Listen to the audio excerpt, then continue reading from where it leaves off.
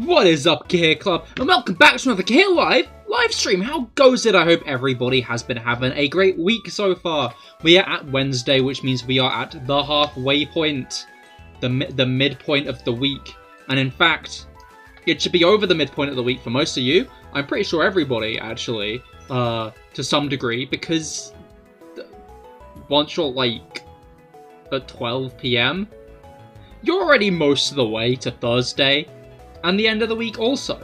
But yeah, I hope you've all had a great week so far. And today we are continuing on with Pokemon Platinum, but with Lion. With a lion. I'm using a lion. I'm beating the game with a lion. The past 3 streams we have been steamrolling through the game with our mighty lion, Alex Turt. He has been doing a bang-up job, I will be honest, doing a great job at... I mean, maybe not proving to everybody that the Lions would obviously win, because the poll is already skewed, but he's doing a good job, and that's what counts. Today will be the last stream of this series, I'm pretty sure, because we're on our way to the Distortion World and the final fight with Cyrus, along with the Pokemon League. And due to the fact we're skipping most of the trainers, as to not have the lion be like level 100 by the end of this, we're doing pretty well. He's doing well, but Shellbell and Aaron exists. I think Lion solos a whole team of Shellbell Aaron, honestly. I think it's very bold of you to think otherwise. But yeah, let's hop into it, I think. Let's hop on into the gameplay. But all the same, welcome to the stream, Rabbit Thought. I hope you've been having a great week so far. Alright. Can I get the... There we go. Performance window is activated. Hello, Felix! How goes it? I hope your week's been going well so far as well. Alright. So. Here's the man of the hour. Alex Turt. Our boy... Our man is running with Crunch, great move, Bulk Up, great move, Close Combat, great move, and Strength. It's alright. We've also got HM Lion there, but HM Lion's there to be the HM Lion. As again, we need five hidden moves to clear Victory Road. The HM Lion would not be here if that wasn't a thing. Did I buy more Super Repels? I have 8. You know what, I don't trust that 8's going to be enough. I'm going to go and get more. What would me starting something be without me forgetting something extremely important and having to go in all over again? I physically think if I remember everything one day, everything will go wrong.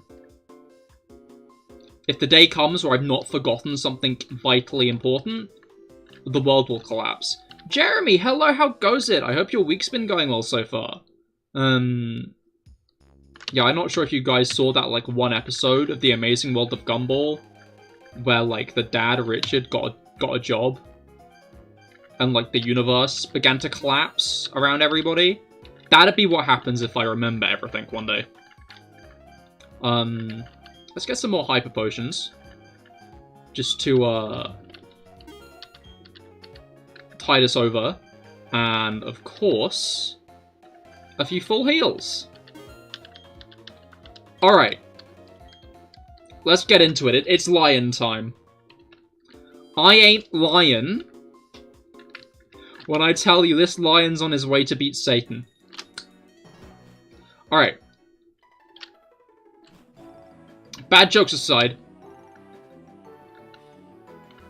Now, oh wait, Hyper Potions. Hyper Potions, woo. What? Yeah. What? They are good. Wait. Okay, yeah, Alex Turt only has 188 hit points at the moment, which is a good amount of hit points in considering that we're using Hyper Potions at the moment. I don't know, there's always the point in, like, the games when you've outgrown the hyper potions.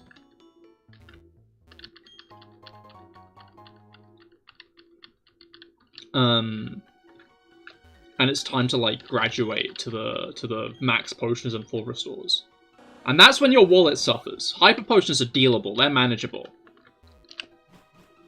Max potions and full restores, those fucks are expensive. Those things, arm and a leg. Alright. Routine you can't defeat me. Loin. Well, that was, to be fair, I feel like that was just a spelling mistake. But before I remembered you could actually rename, well, no. Professor Rowan lets you rename whatever's at the lead of your team. That's his bit. Whatever's the lead of your team, he lets you rename that. So we got a new lion name. He was almost called Loin for this run, though. I personally think Alex Turt is a much more respectable name. Alex Turt makes it sound like he's like a gentleman, you know? I imagine him having like a little suit and tie. Out there to do lion business. And let me tell you, he ain't lying. He ain't lying about his great deals. Alright. Max revive. Oh shit, I need to run out of the super repel. Because I need to get HM Lion deceased. Because there are some double battles around here, and obviously HM Lion isn't meant to be competing in this. HM Lion is here, much as its namesake implies, to use HMs. And that's about it. Alright. Let's head off. I always check the small rocks. I don't know if you guys are, like, also tunneling on this, but, like, whenever there's a small rock, I always check it for an item. I guess I have the dowsing machine, right? Do I? I feel like Dawn gives... We do have the dowsing machine. No hidden items here. I've been lied to. What? I've been deceived. I'm appalled. What? Alright. Metacham. Now, that'll probably do a good job at taking out, like, a level 8 line, right? I assume it would. We'll, of course, then balance out the universe by letting Alex... Oh, it's setting up. This isn't gonna do anything. This guy's level 8. HM Line is level 8. You can kill it, I'm sure. This isn't like a difficult fight to win. In the grand scheme of things, you know? Like, I know I'm Team Lion all through. But, like, this is just a bit. You see, you could have just done that from the start. And it would have been fine. I don't really know why you didn't do that from the start. Anyway, let's eat this. Alright. Down you go. You see, I had to take it out with Alex there, otherwise the universe would have been imbalanced. I feel like when you get 10 star pieces, you should be invincible in Super Mario Smash Games competition.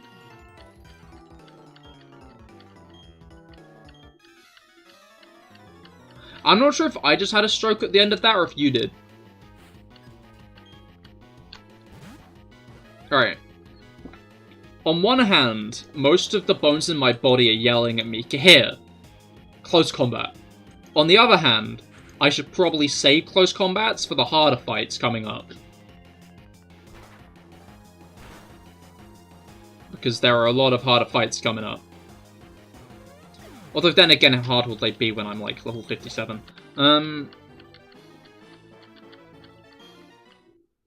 Alright. My goal is, as usual, to avoid most of these guys.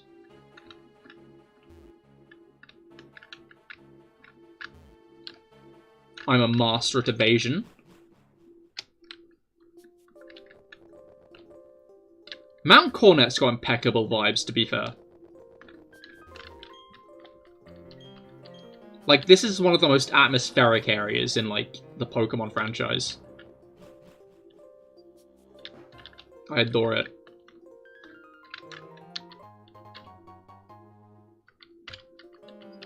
Like, having such a big mountain be, like, the center point of the region. Like, you've had to, like, trek through Mount Cornet on multiple occasions up until this point in the game. And, like, now you're actually scaling it. And it leads to, like, a cool event.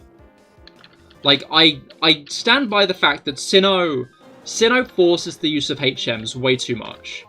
Sinnoh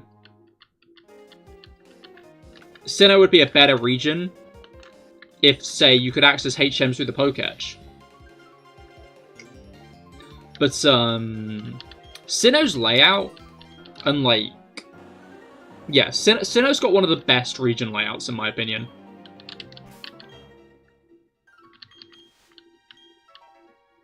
In terms of, like, the designs and progression through them, I think, I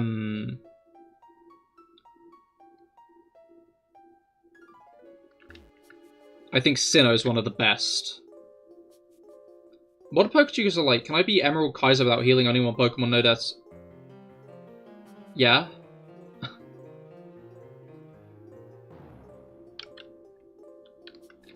Alright. They do that.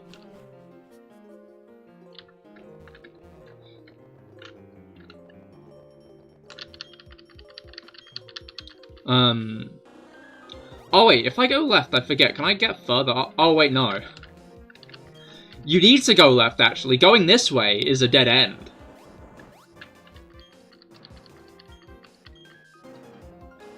Up is not the correct way. Does that way actually lead to less grass? No, that way leads to more grass. Oh wait, no. Does that way lead to, like, a hidden item? Alright. Wait, do you need strength before this point? Maybe you don't. Alright.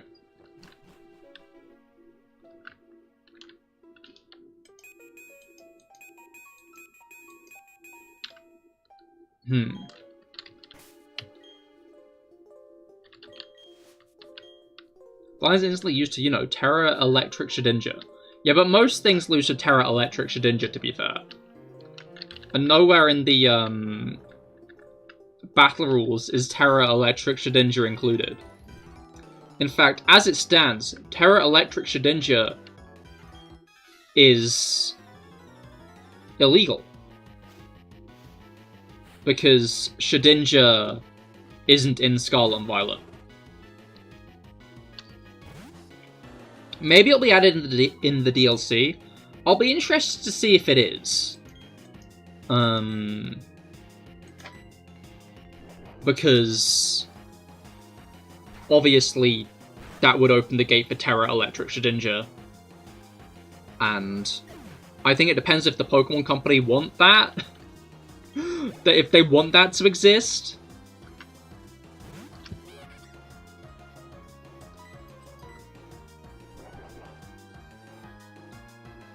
Like,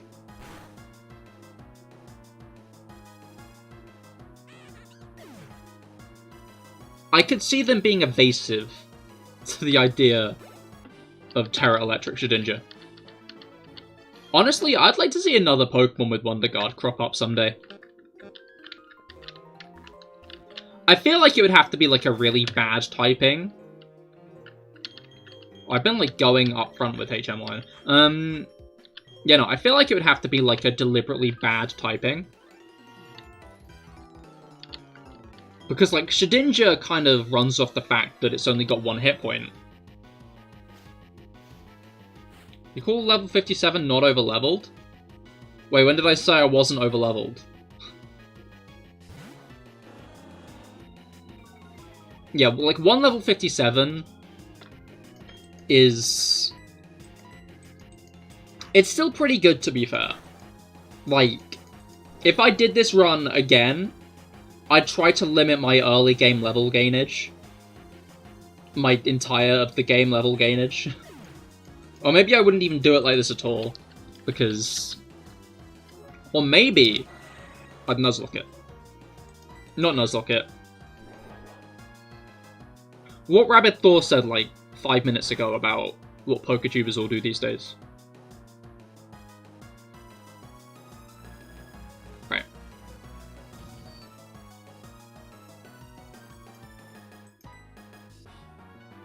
Although, to be fair, I feel like that's mostly PokeTubers who've been around for a while who do that.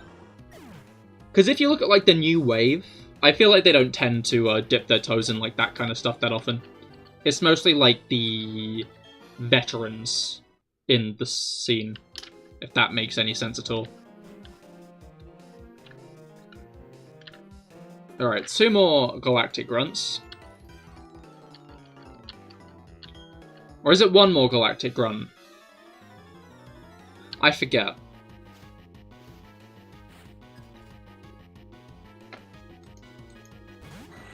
Alright.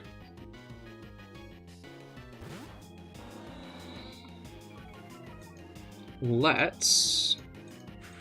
So from what I remember, there's a double battle right at the beginning of Mount Cornet.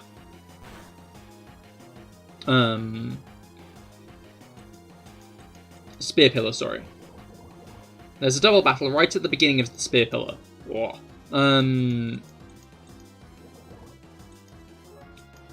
Then there's the battle with the admins alongside the rival. And then it's the Distortion World. So, like, we're almost there. This was a very quick run up the side of Mount Cornet.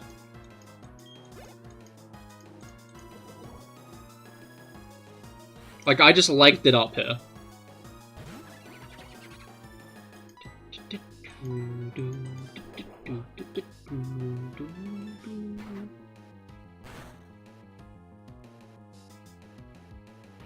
Which kind of adds fuel to the fire of the idea that I was correct in ending when I did.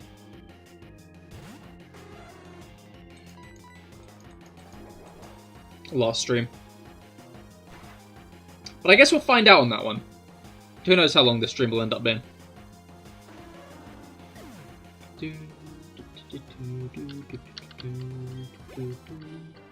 Good luck. Thank you, Jeremy.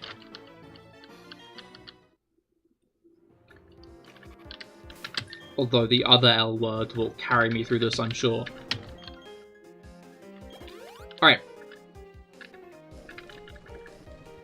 No, I've got so many hyper potions, I might as well use a few of them. Alright. Oh, I only have 2 rare candies. I thought I had more. Alright.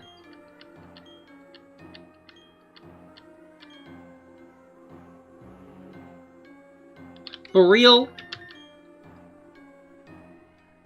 They're just kicking me out because I don't have 2 Pokemon? A lot of, like, time in... A lot of the time in Sinnoh, they're just like... How many Pokemon have you got? Pokemon check. Let's check how many Pokemon you have right now. And, like, snidely remark on how many Pokemon you have with you. It's fine. They'll probably go for HM Lion on the first turn. And they should take it out this time. Last time HM Lion was in a fight, he didn't get KO'd by, like, a Bonsly. But it was a Bonsly.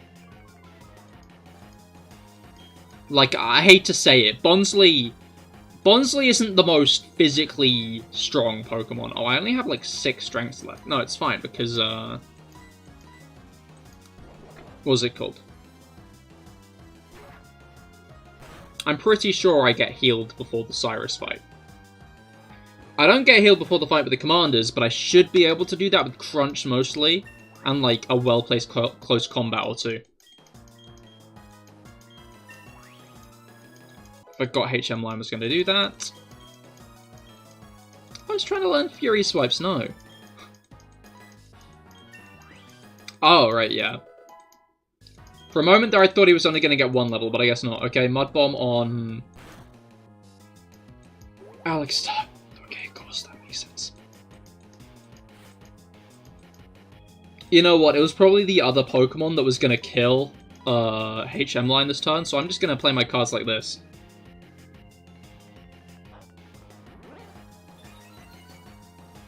I just want HM Line out the picture again. Please, go, thank you. Could 2 lions be Pokemon Platinum?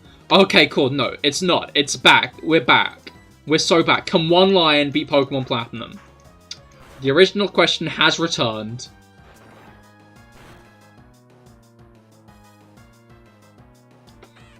Alright. Oh shit, that guy's scheming! Horrifying. But also good for him. We love to see a schemer.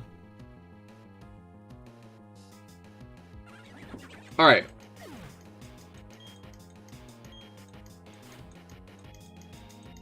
They just had like 2 Glameow and 2 Krogunk. What's up with that? Like, I respect the trainer with the 2 Krogunk. The 2 Glameow I'm like more indifferent on. For obvious reasons.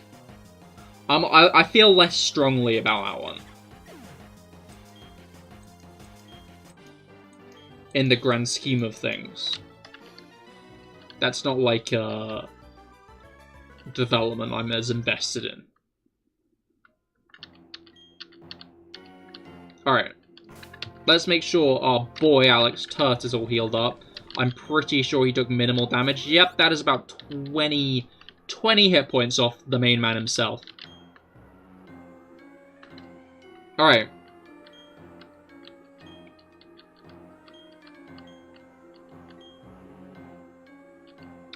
Oh, so before Sunny pops in, they were going to fight you one at a time, not together. Like, that's what it sounds like, at least. Alright.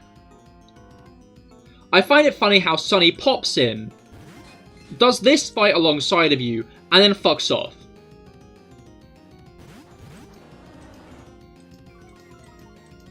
Like... He shows up, is there for about 2 seconds, and then leaves. Hello everyone, hello Brugger, how goes it? I hope your week's been going well so far. We cannot yet one-shot a Bronzor, we definitely can't one-shot a Bronzor anymore. Shit, they got both the screens up, that's a bit of a pain, innit? And I don't mean bread. Alright. Is this gonna live this now? It's not! Okay, cool. We still 2-shot. Good thing Barry is just not doing anything of note in the corner there. He's just doing shit. He's also taking hits, which, you know, I could. Perugly straight out. Okay. I think I'm gonna waste 1 turn of Reflect. Their Reflect. To bulk up. Because this will put my defense to +1, yeah? Also my attack. But the goal is the defense. Because if I put the defense up 1, then when I use close combat, it's only my special defense dropping. You know? Did I use the PP ups on close combat? Yeah, I forget. Because if I haven't, I need to. Okay, I'm not. I think I didn't because I wasn't sure how long close combat would be staying around. But I think close combat will be staying around for most of for the rest of the game. Because it's an 120 base power attack, and lions don't get stab. I've said it before, I'll say it again, lions do not get stab.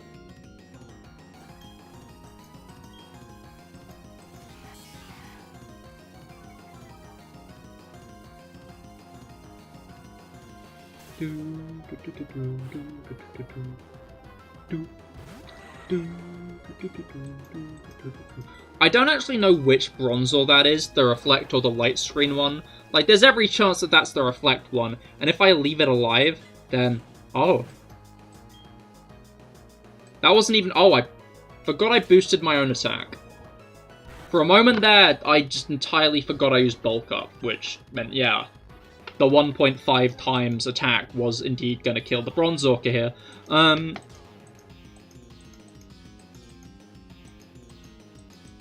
Wait, that was with reflect.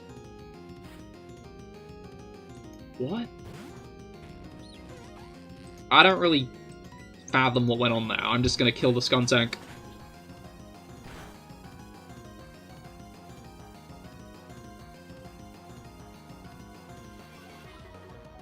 Alright.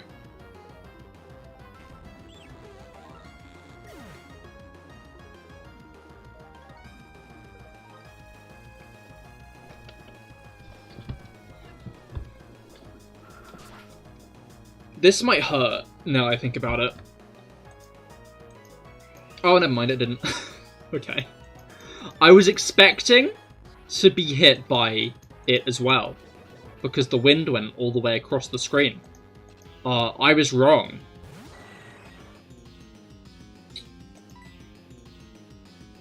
Let's just start eating bats, I think. We're +1 attack, so... more or less what I was expecting.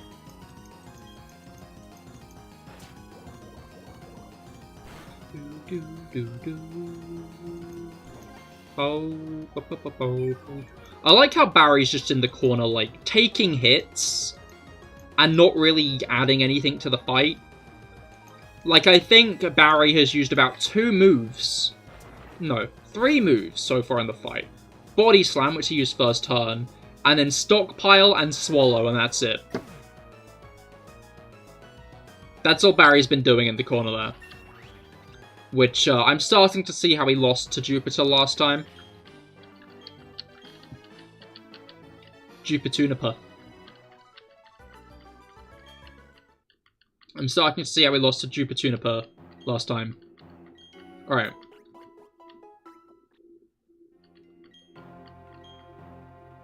Wanna know how you knew about Urane before the 5th gym? As in...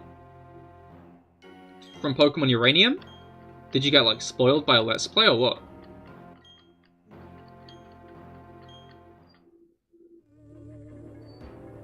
Alright. Let's see Cyrus summon gods beyond our comprehension.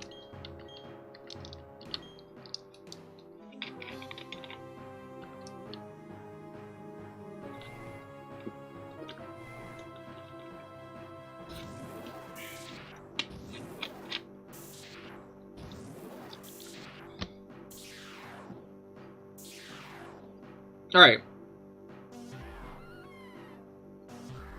It's fine. We got a lion on us. He'll take both of these guys down. There's no real fear here, because the lion will just take these guys out, which will be fine.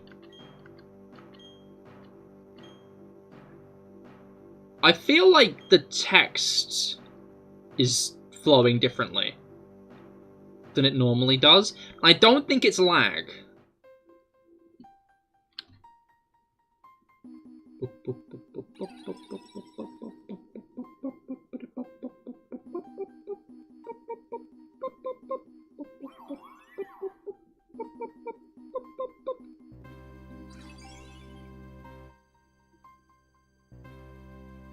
It's interesting, because it feels like the scale of Sinnoh's stories tends to be like one of the higher ones, right? IMO, it tends to have been like that,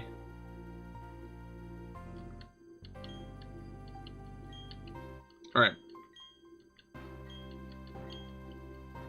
I feel like they deliberately played more with camera angles in this game, in Platinum, than they did in Diamond and Pearl. Because obviously Universe was the game that, like, really started toying with, like, the camera angles. of the DS, these games tended to stick to like one angle overall. Are there any big changes in camera angles in this game, or like other than here?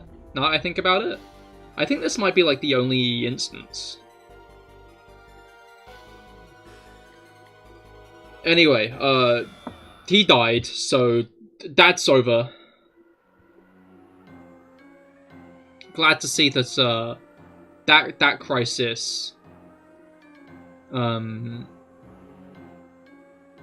that crisis is averted. Oh, maybe it's not.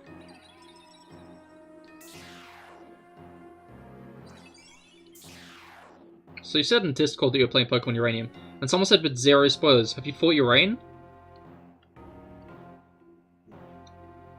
You see, that's why you gotta be careful, because some people just do not, you know, think before speaking.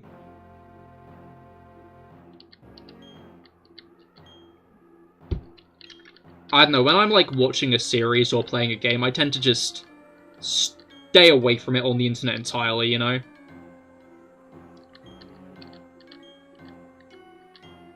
Because sometimes people just don't think, or they do think, but yeah. Alright. The Distortion World. It's crazy because we really haven't had this many areas like this in Pokemon. I wish we had more areas, kind of like this, Area Zero and Ultra Space. Just because Pokemon's like a very mystical franchise as is, you know? But I feel like the areas tend to not be so mystical. Like, I feel like Mystery Dungeon tends to do it better. Like how in, Explorers you have the, what's it called? In Explorers you have that island with Uxie on it. Like this, like, giant, like, cradle thing.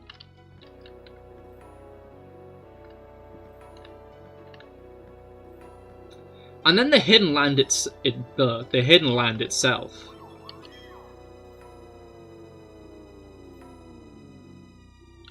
Stuff like that Crystal Cave. That's another really cool one.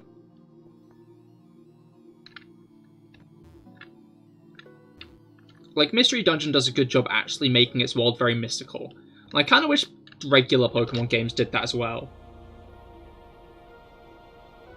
It's lagging so bad? My frames are okay on this end. Is anybody else experiencing this? I don't know, I know your internet doesn't have a great history. Brugger.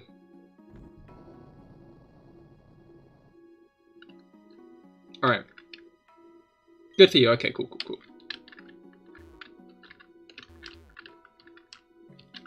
This is just a dead end, nice. Alright. I'm behind nuclear Pokemon it. And may you add, you haven't seen a nuclear Pokemon yet. But I'm guessing, to be fair though, that you did have a vague awareness about what a nuclear Pokemon might be going into the game though. Oh wait, we've had a lion vote! Hell yeah, you'll love to see it.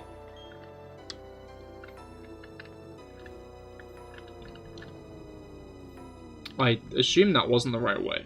So I wasn't actually intending on going there, but then it was the right way, which you'll love to see. Oh.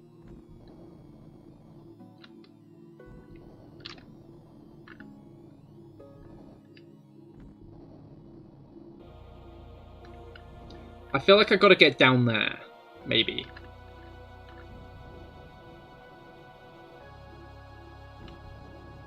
No. Maybe? What?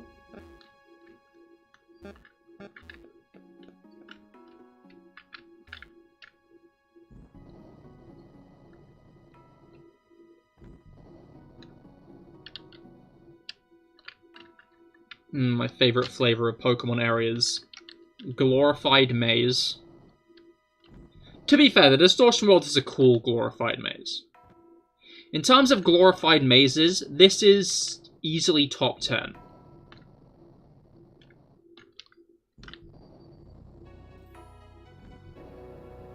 And I guess then again, it's just kind of meant to be a natural area. It's lagging each second. Again, Brugger, I think that's a you thing. I'm going to be honest.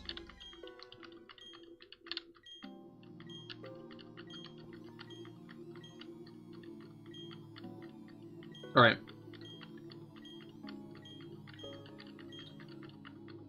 Man, this guy is waffling, huh? He might not have emotions, but damn, can he waffle on. Okay, shush, shush, buddy.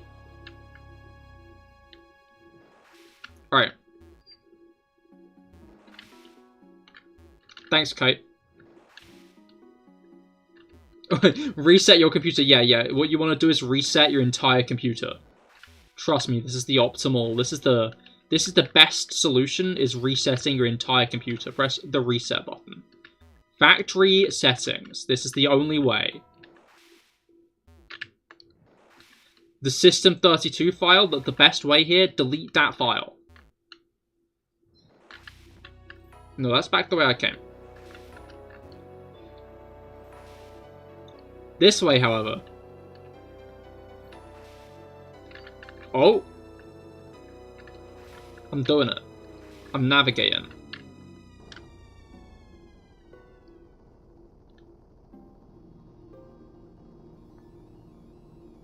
Maybe I was incorrect where we were? I was assuming we were near the strength boulder bit, but I don't think we are. We are near the strength boulder bit, actually. We won, is what I meant to say.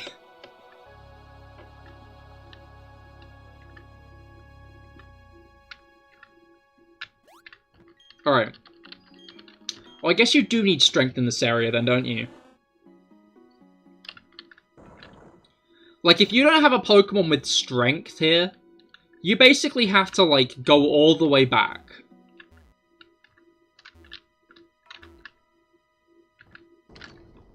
You have to go all the way back to, like, civilization during, you know, the end of the world to, like, go and get a bee barrel. To go and, like, fetch just anything that can, help out. Alright. This is, like, the one time that,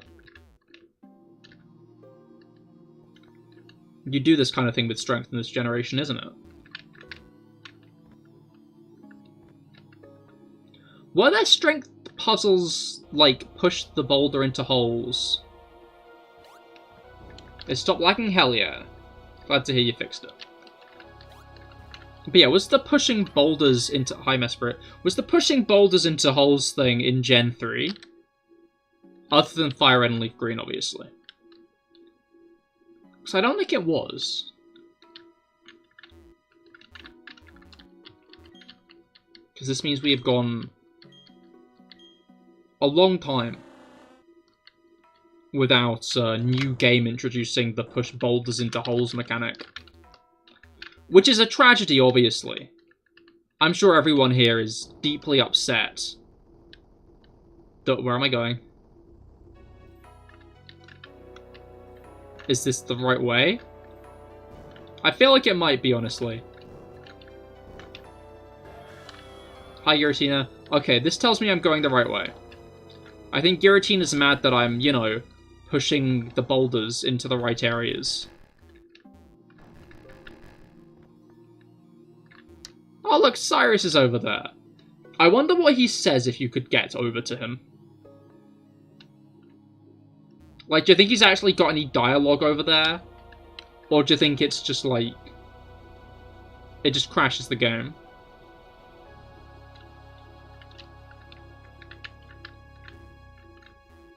Although, honestly, I'm very much operating under the assumption that, oh, that's back the way we came. That's not the right way. Yeah, I'm very much operating under the assumption that,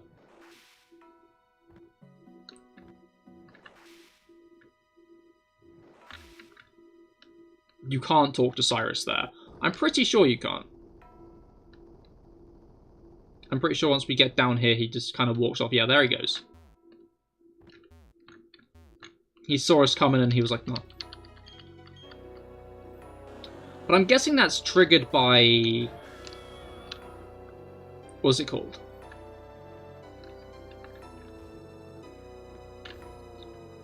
Going down on that platform. So if you could, like, walk across the gap there, I wonder what he'd say.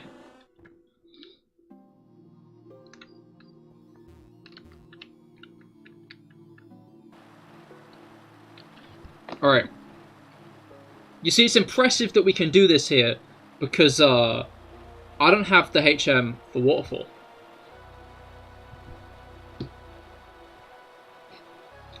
It's interesting, because one of the biggest, like, mysteries to the Pokemon community, has always been, like, one person in X and Y referring to a waterfall flowing in reverse. And...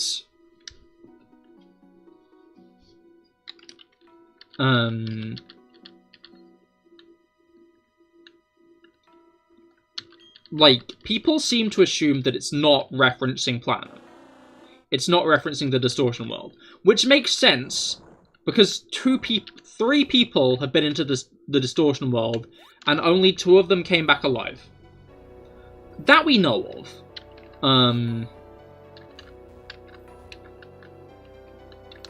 So, like...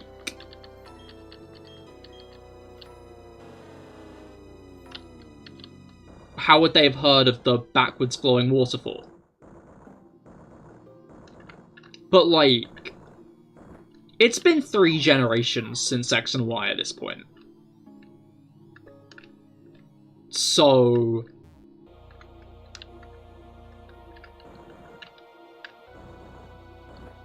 why... Like, it doesn't sound like planning. If it was in Sun and Moon, it would have made sense, but it wasn't. So, like...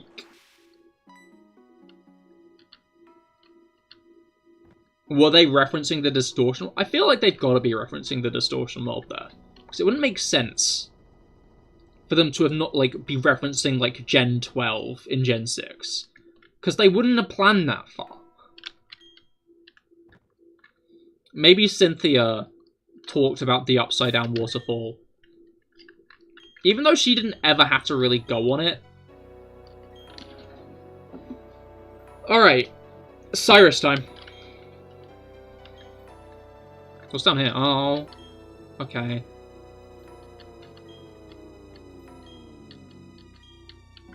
I guess what's down there is not interesting enough. It is! What's down here? Oh, it's nothing. Who could have guessed it was going to be a dead end with nothing when there has been nothing in this area so far? Alright.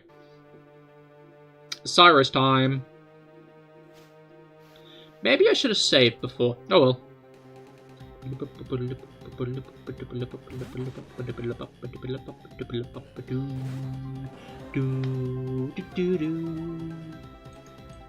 I did get healed. I'm healed. Okay. For a moment there, I realized that there was no guarantee that I'd been healed, because this isn't like Gen 6, where they heal you at like every corner.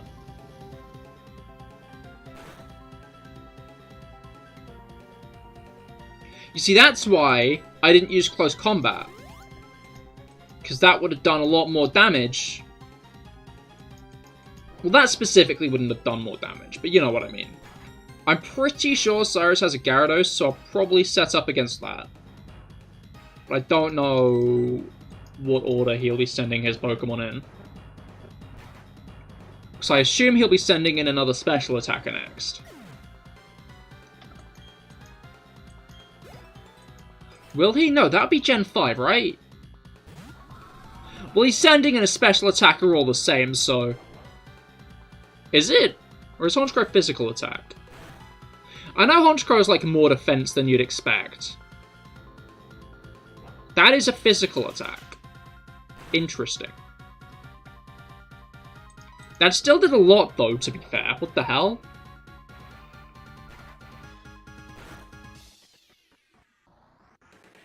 Alright.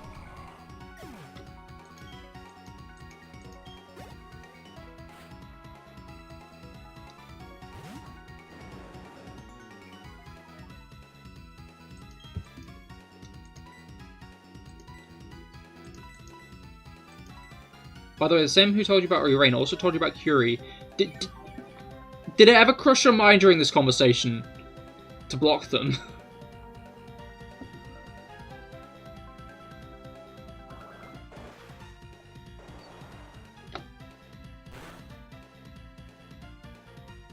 Okay, I'm gonna bulk up once.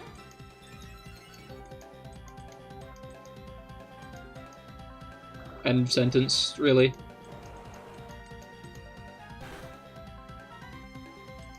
No need to do too much bulking when we're a lion.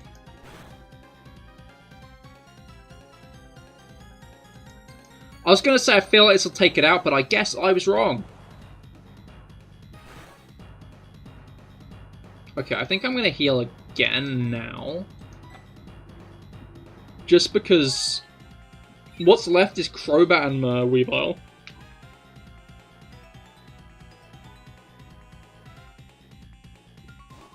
Giga Impact.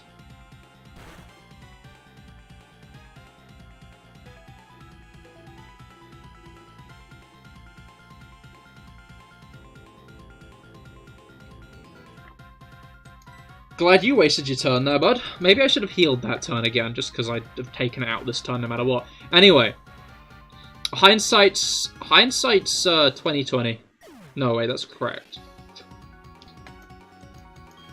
Sometimes I say a phrase wrong so many times I forget what the right saying is. So I'll say the right saying thinking it's the wrong saying, even though it's the right saying, not the wrong saying. And I'll look like I'm smart. Well, I guess I won't. But you know what I mean. Do we get healed after this before the Giratina fight? Or do we just kind of have to hope for the best? We don't, because we can just use a full heal, but you know what I mean. Nope. Headphones came off because I had an itch. You hate to see it. Okay.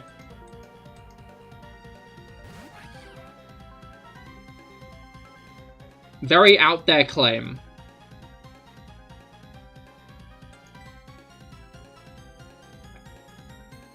Close combat. Well, that's not an out there claim. That's just a bit mean. Let's try that again.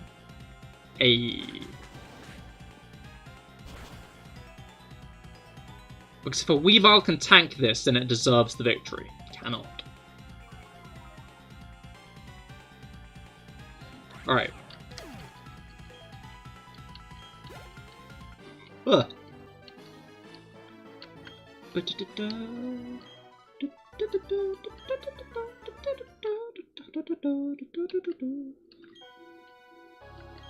Alright.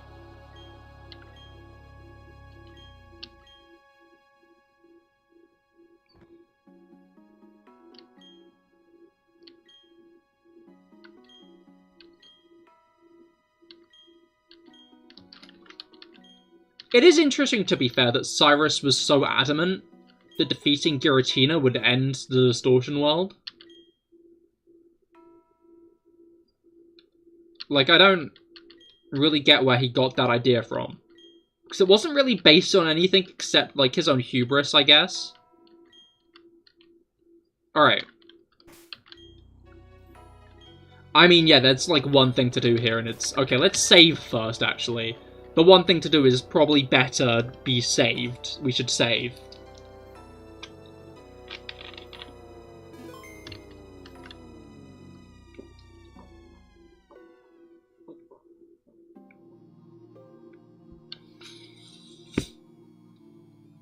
Okay.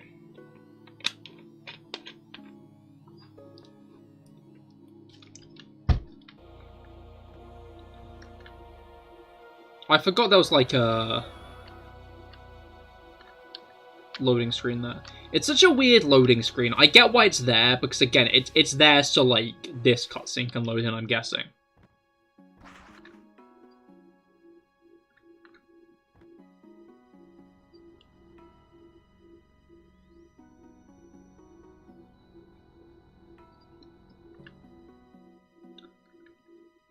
Hi buddy, anyway, let's go. Just kidding, it's lion time.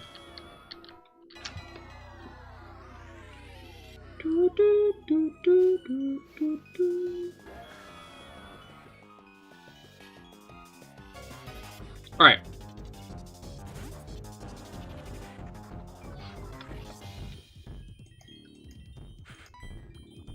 I mean, yeah, not much to do except just crunch it, I guess. It's like 12 levels below us. I'm guessing this will do a decent chunk of damage. Bloody hell. That it did. Oh, it's gone. Well, I guess we can't do anything except bulk up. That's right. We're doing some strength training in the middle of battle. Is that a physical attack or a special? I forget. That's definitely physical damage, never mind. We didn't really need to bulk up.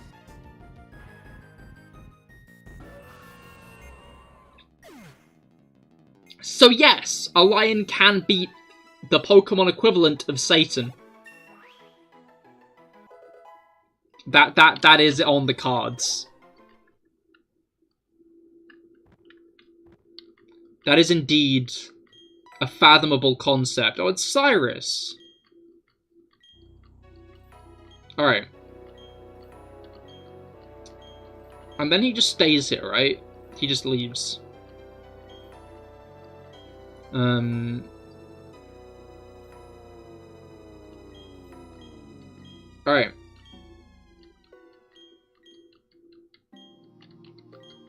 Ten seconds after that, they got banned from the Discord. After 30 minutes of chatting, they realized that you spent 30 minutes talking to someone who was actively spoiling you on the game. Why?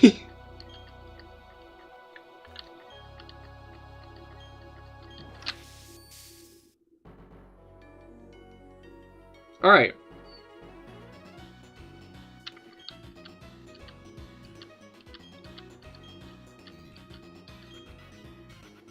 Oh. Oh, we're gonna be in the middle of a route full of trainers we haven't fought. This is, not great. Because we've, like, fought no one here.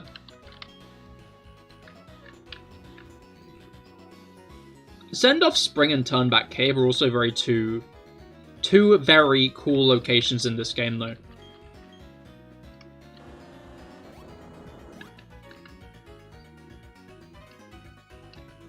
It is interesting, though, how,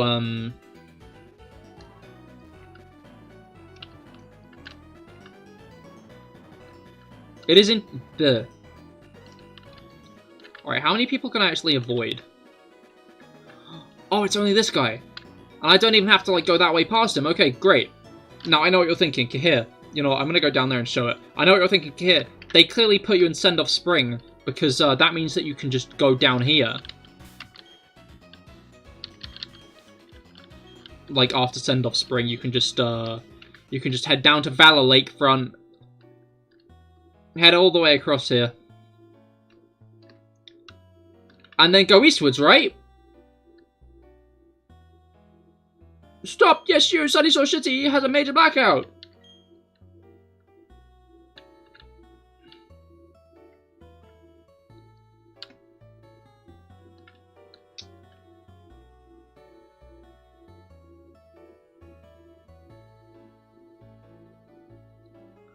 I don't get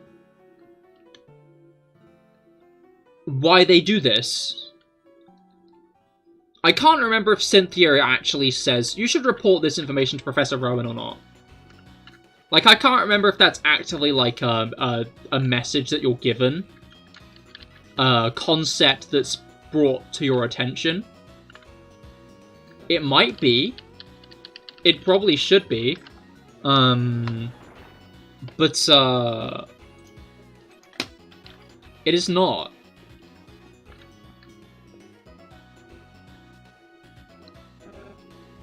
Wait, no. It might not be not. I got distracted and just started speaking. Yeah, it might be, like, a thing, but I'm not really sure if it is or not.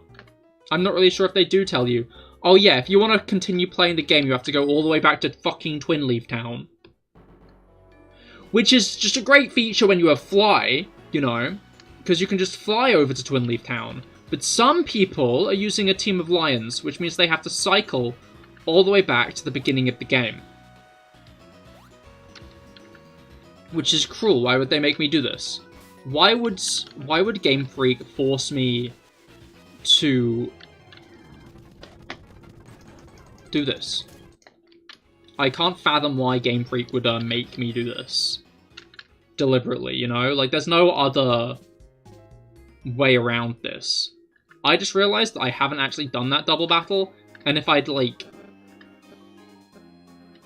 played my cards a little bit wrong, I would have, you know, ended up in the double battle. Hey guys, hello Aimwise, how goes it? I hope your week's been going well so far. We beat Giratina. And Cyrus, by proxy. Well, not by proxy, we beat Cyrus as well. I meant by proxy as in the fact that, like, beating Giratina means we beat Cyrus, but... yeah, now we get to go all the way back to Twinleaf Town, though, because that's just part of this game for some reason. There's no reason for it to be, but it is.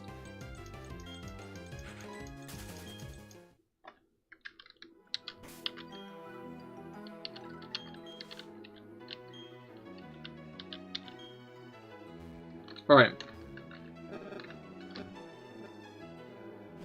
Should you do a smash or pass on Pokemon?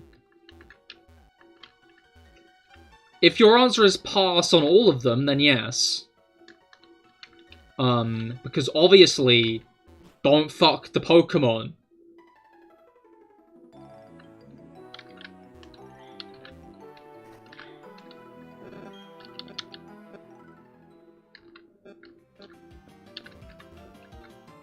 Alright.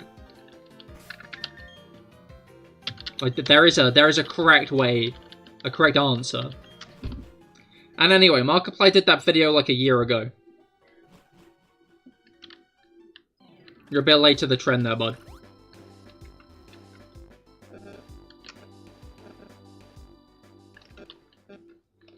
Alright.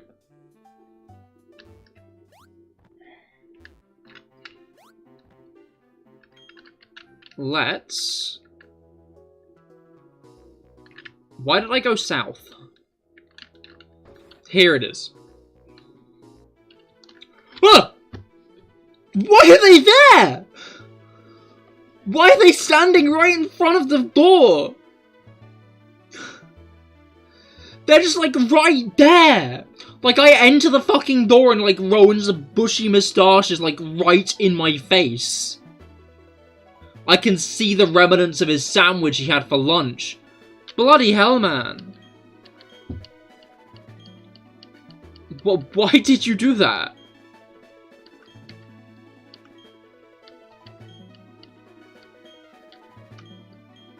And his whole purpose of being here is just to be like, oh yeah, by the way, the Light Guardians are back.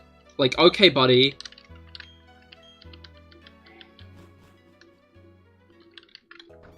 Alright.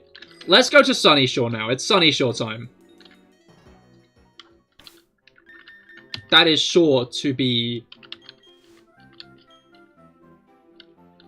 good. Yeah, that'll be the sentence. I'll do that there. Okay.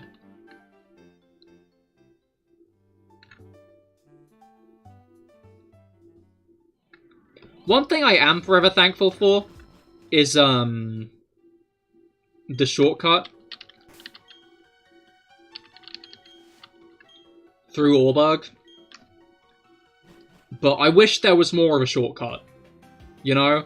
I wish that there was, like, an even quicker way to get across the region, you know? Maybe they should add some kind of, like, fast travel item that lets you, like, just quick travel across the world or something. That'd be useful, wouldn't it?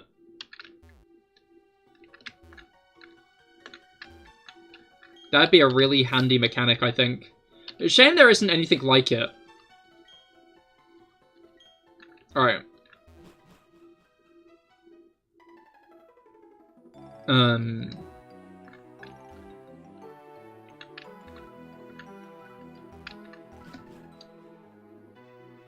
Alright. Let's do Sunny Shore.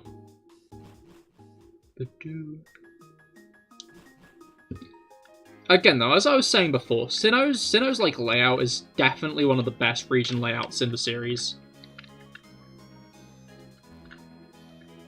It's a shame because, like, it was more or less immediately after Sinnoh that the region layout started getting, like, a lot more basic. Because, of course, Sinnoh was immediately followed up by Unova.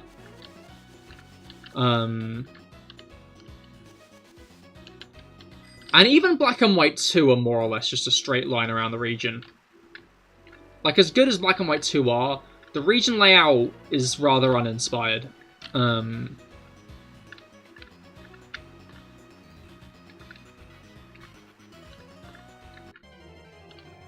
Did I already fight that guy?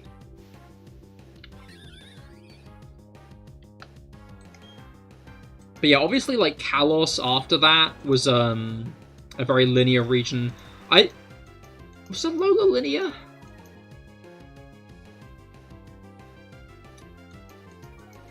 It was quite, wasn't it? There's, like, some backtracking on Ula Ula. But other than that, it's pretty linear. Gala's pretty linear. I don't know. Gala's, like, more interestingly designed than, say, Unova, in, like, how you progress through the region, because it's actively trying to get you to go back through the wild area. But, like, I'd say the route design detracts from that.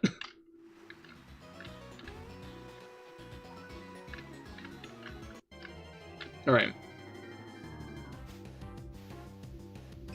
And then Paldea isn't really linear at all, but that's because it's open world.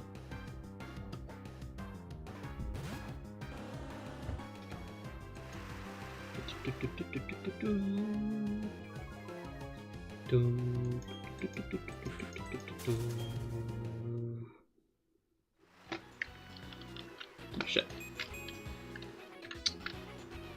Okay. Almost there. Whoa, shitting on a chair.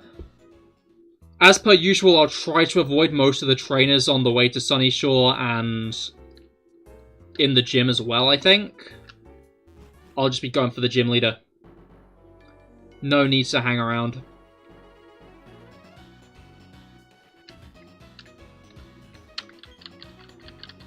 Alright.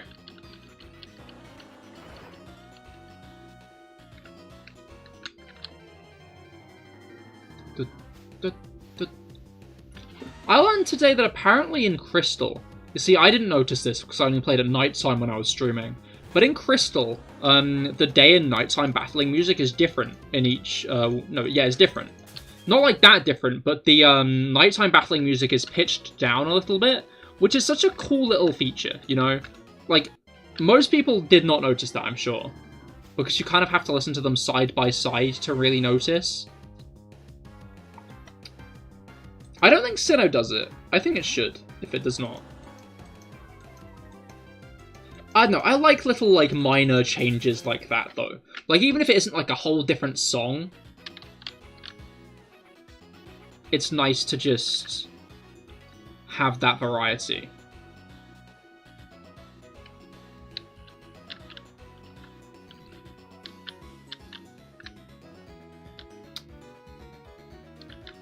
I feel like I've not fought that guy, but I'm starting to wonder if I have.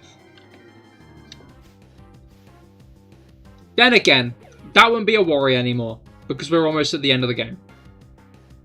I will no longer be questioning every 5 seconds, have I fought that trainer there because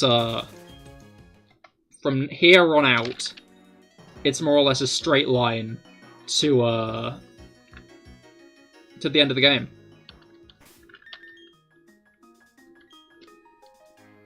Alex Turt has not been healed from his fight with Satan. I'm gonna leave it that way for now, though, because Alex Turt does not need to be healed. She does turn around! I almost ended up fighting her.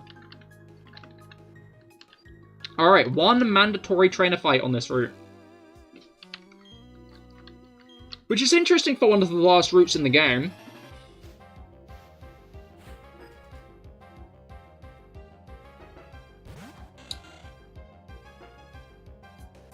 Yeah, like, this is the last on-land route until, the end of the game. Until the first champion fight. Obviously, there are more after the champion, but before the champion, this is the last, like, on-land route. Obviously, you could go and do, like, the stuff south of Sanjam, like, now, but I feel like odds are you've probably already done it. Especially if you're trying to go through the game, like, linearly. You probably want to go back to Sanjam Town to do that area before CahirLIVE? I feel like before CahirLIVE is probably, like, one of the better times to do it. Wait, I guess it's not in Platinum.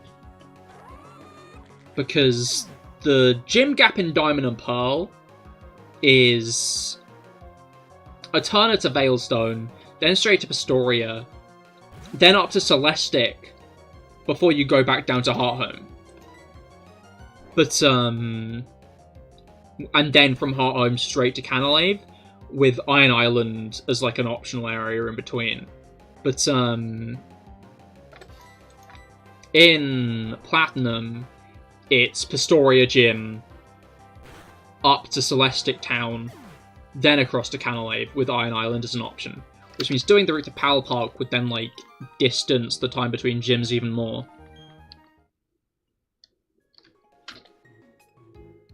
But I guess optional areas shouldn't really be factored into pacing that much as is, because they're optional areas, and you can do them whenever you please, more or less. Well, obviously not whenever you please, they only unlock after you get Surf, that route to the south, but in fact, most of the optional areas in Sinnoh only really unlock after you get Surf, now I think about it. Because the other one is the Valley, not the Valley Windworks, the Fuego Ironworks.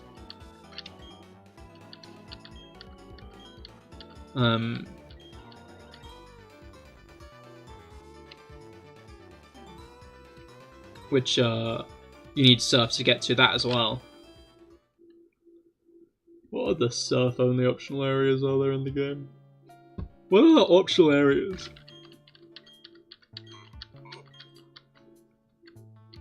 The downstairs of Orberg Gate. No, that does need Surf, actually. I think the battles in the downstairs of Orberg Gate need Surf. And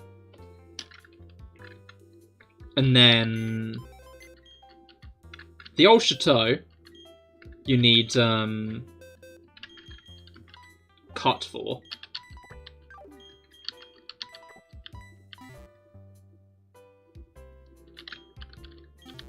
Then there's what's it called?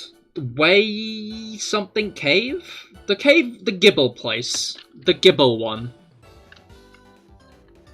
The one where you get Gibble. That's the one I mean. Alright, we need to go and fetch Volkner. They're very similar names, which is weird. Like Volkner, Volkner.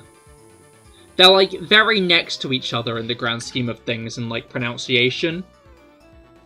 Which I don't really get. I like how he's staring at the Pokemon League. Like, you just go and find him, and he's just looking through binoculars at the Pokemon League building. As if that's, like, normal behavior.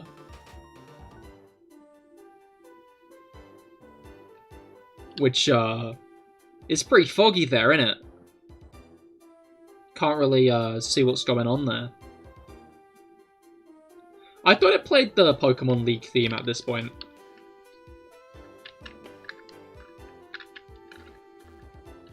Alright.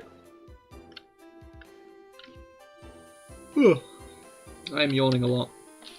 Thankfully, unlike the Nuzlocke, this one probably won't be as much strategy as much as it is how many bulk ups can I fit in before I sweep Cynthia. Well, there's an item. Oh. I assumed that you needed to cross the water. But no. Thunderstone. I mean, there's got to be a Thunderstone prior to this point, right? Anyway. It is about time. Wait, we got another Lions vote. Yo, you'll love to see it. Just in time for us to beat the Elite Four as well. Well, that's almost the next step. We first have to beat Faulkner. But, judging by how things have been going so far, I feel like that's going to be a non-issue. Probably, actually. Now I think about it, Faulkner is a very special attack-heavy trainer, so that could definitely be a bit of an obstacle. But I guess that'll be left to see, right? Out the way, I've already got him back. I can't remember how good Flint's team is in Platinum, or if it's just another mess of non-fire types. Alright. I've done it wrong. Alright. You do it like this. Okay, first train to fight is mandatory, which is annoying. I'm guessing, actually, I probably should have gone all the way to the right, and then up and in. Because that would have, you know, answered that age-old question. But, no. The age-old question was not answered. I just kind of ran straight in. I'm looking forward to getting statics about 17 times in this gym. I think that's going to be the most exciting part, is the part where we just keep on getting paralyzed over and over again.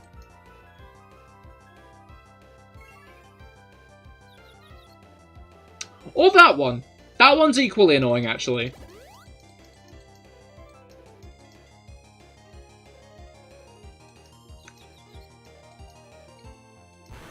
Of course you did.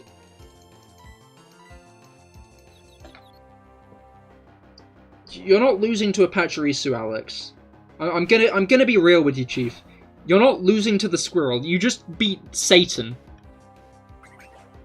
You just beat this world's closest equivalent to Satan himself. Don't lose to the squirrel, bro. The squirrel is not where you want to fall.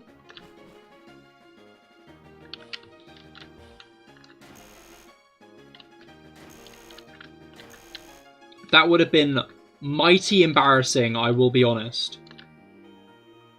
I'm starting to realise that all the trainers in this gym might be mandatory. I was kind of hoping that we might be able to avoid most of them. But by this point, I'm starting to think I'm not going to avoid any of the trainers here. But in the end, I guess that's more of an issue for Faulkner than me at this stage in the game.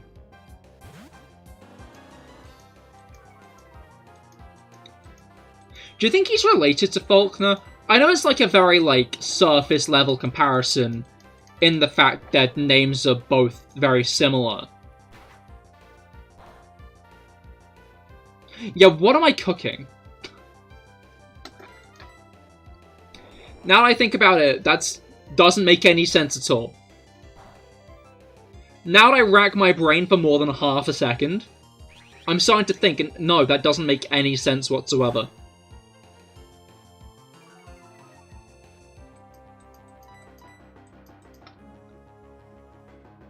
Strength can miss? Or did Mirror Shot lower my accuracy? I'm guessing it was that one, right?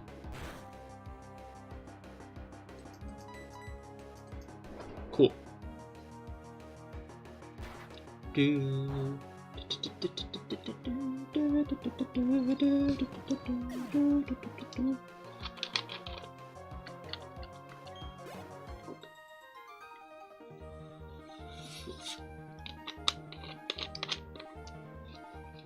Let's see. Alright. My desk is so wet from, like, my drink, and I don't know why. Well, I guess I do know why. It's because it's dripping. But I don't get why it's dripping quite that much.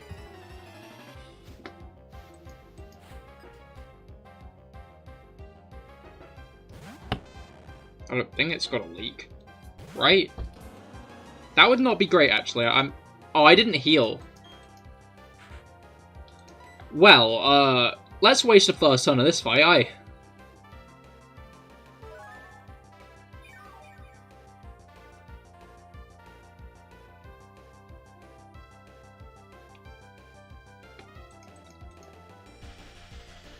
We'll see how much this does as to whether or not healing was a good move. I think it was. That's not like loads of damage, but it's enough to be annoying. The issue is our only method of dealing with steel types is close combat, which is a good method to deal with steel types, but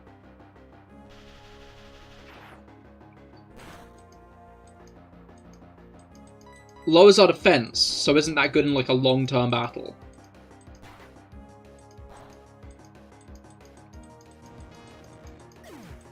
Alright. I'm trying to figure out, I think Alex Turt will stand a decently good chance at outspeeding most of Cynthia's team.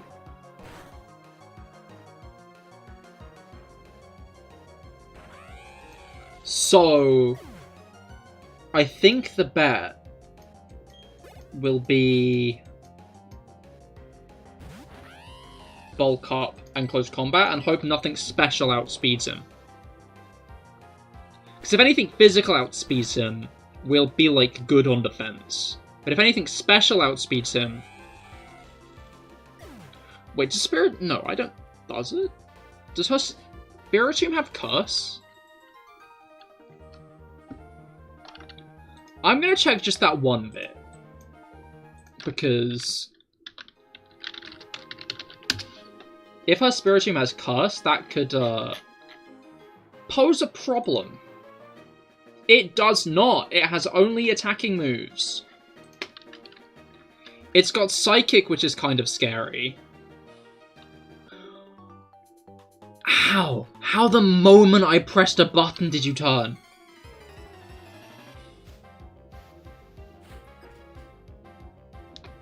Honestly, most of her team is attacking.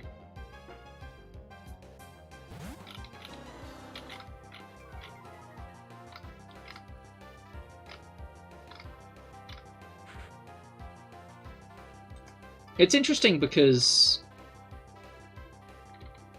her Garchomp is easily the best it's ever been in BDSP.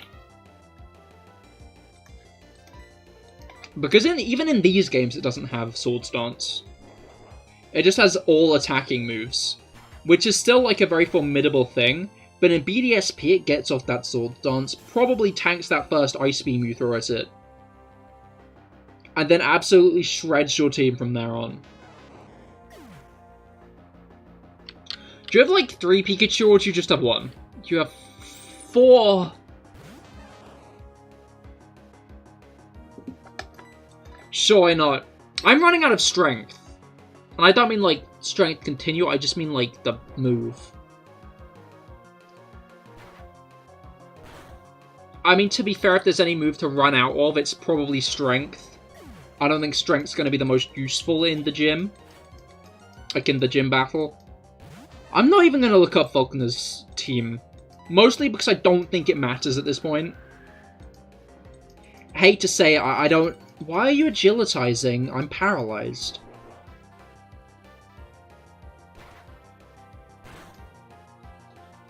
You are onto nothing. Like, I deposited HM line and everything. she is setting up to outspeed the Pokemon that she already outspeeds. Which is, like, an interesting maneuver. And by interesting, I mean, what are you doing? What are you cooking? It's gonna be raw. I'm gonna get salmonella from it.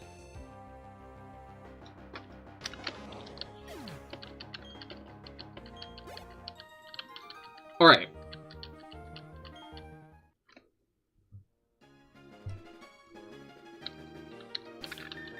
I think it's interesting that that term's kind of made its way into a lot of, like, Gen Z vocabulary.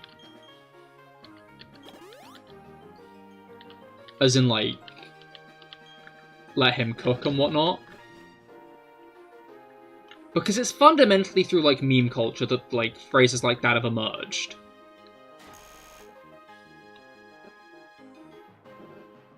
I made a mistake. Alright, there's no way he's gonna fight you from here, because that would, like, soft.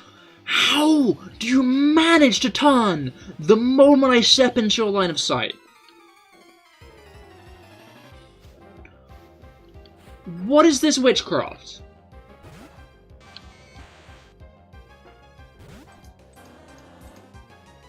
Because I do not like it.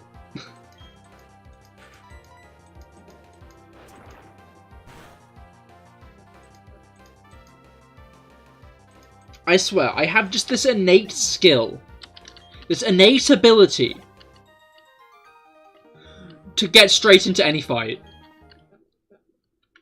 If there is a trainer, like, turning, they will always turn just in time to fight me.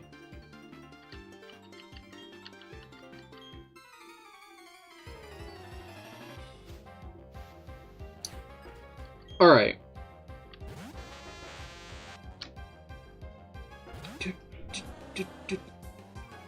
I never really noticed how odd the Ace Trainer outfits are in this game until BDSP, when it, like, made them 3D. Like, they really are wearing an interesting getup. That's for certain. Like, I kind of just accepted, like, it was just, like, a funky orange fit. But, like, in BDSP, it just kind of really shows you what it is they're meant to be wearing, and it's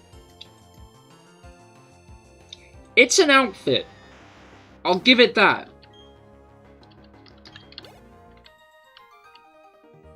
Alright.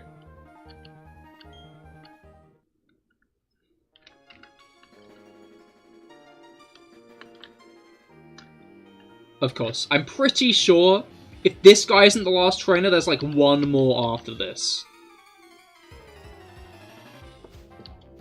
I do find it interesting how Sunnyshaw went through a power cut when it's got, like, a solar panel walkway.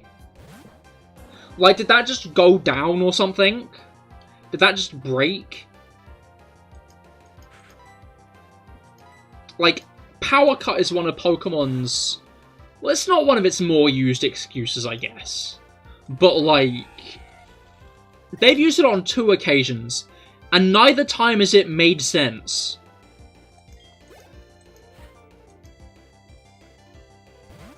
Like, here, it's in a city that's, like, whole thing is it's got a giant solar panel walkway. Like, that's just, like, a core part of the area. And then... in Lumio City, like, you can see the power on behind it.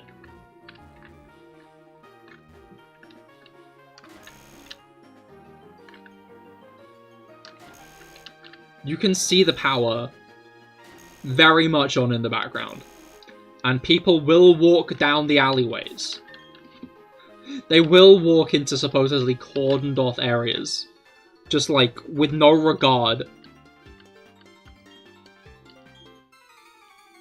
Which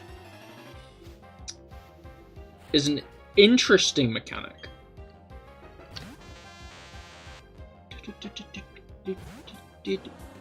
I'm pretty sure we're almost there. Whoa, shit, I gotta chill.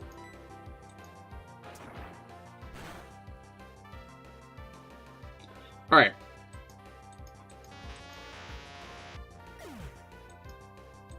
Trying to remember what the order of things was in black and white.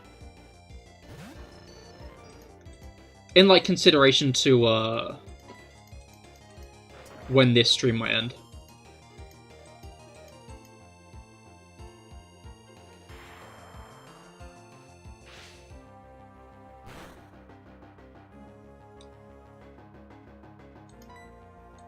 Alright.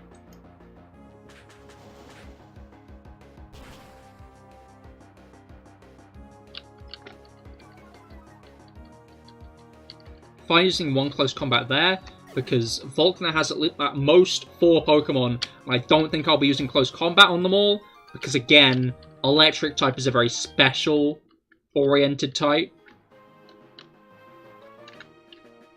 And I could imagine...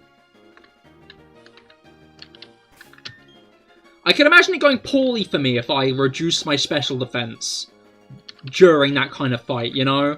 Like, I'm not sure about you guys, but I can imagine things going a little bit awry if I lower my special defense before fighting a guy whose, like, thing, his, like, main idea is a type very focused on special. Like, I'm pretty sure Electivire is more physical. Does he have artillery in this gen? I forget. I thought artillery was an electric type for so long because he has an artillery in Diamond and Pearl. Like, I was convinced, oh, artillery must be electric type because Volkner has an artillery.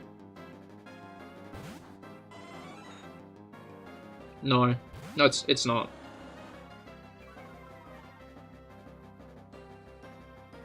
That is not the case at all. Do you have static? I forget. Well, you have Thunder Wave, which is more annoying. I like how he's like, you guys, as if it's not just me and one lion here. Like, Faulkner's really about to get humbled by a lion. Alright, you do that if you want. You can charge your beams. I'm guessing that'll do, like, a little bit of damage. Ooh, that's a little bit more of damage, actually, now that I look at it like that. But, you're dead this turn. Please don't have static. You don't have static. I think if it had static, I would have been paralyzed first. And I'm leveling up. You'll have to see it. Alright. This guy here, he has static. He has static.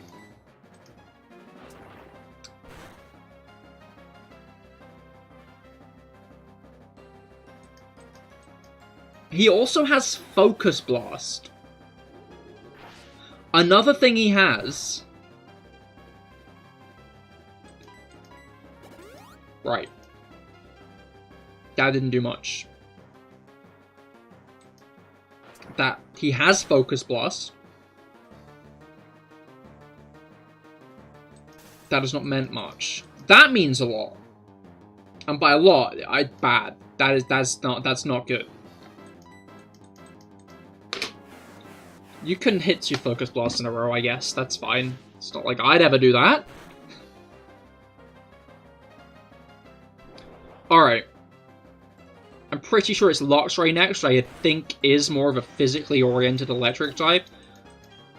So I feel like we can probably stand to get some... It's not, it's Electivire, which is definitely a physically oriented electric type, which means that we can just go into healing.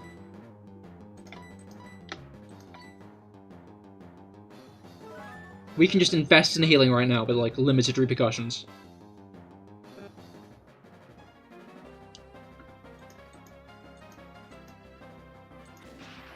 which you love to see.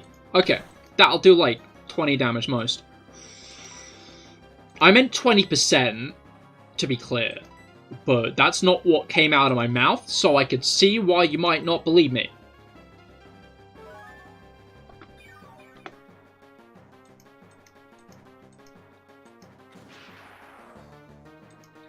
Alright.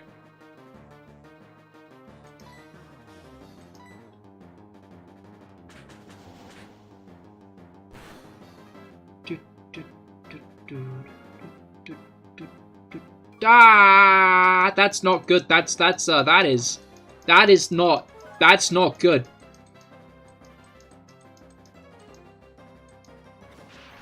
That is suboptimal. I'm just gonna go straight in for the crunch, just because I don't want to risk getting hit by this guy too many more times. Oh, your stream is 1 hour delayed? What happened an hour ago? What was the occurrences of an hour ago, Felix? I was thinking, what happened that is all nice?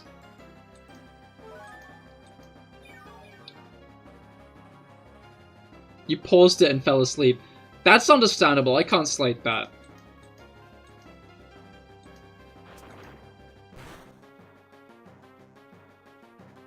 Ouch. I'm just gonna go in for another close combat. This will probably kill. It didn't kill Electivire because Electivire is rather tanky. It also didn't kill Luxray, but wow. This is gonna be double damage. Ow! That really bloody hurt. You're using a Forest Door? Don't do that. Don't use a Forest Door. I don't like it when you do that. No, it's fine. We can just close combat and we win. Okay.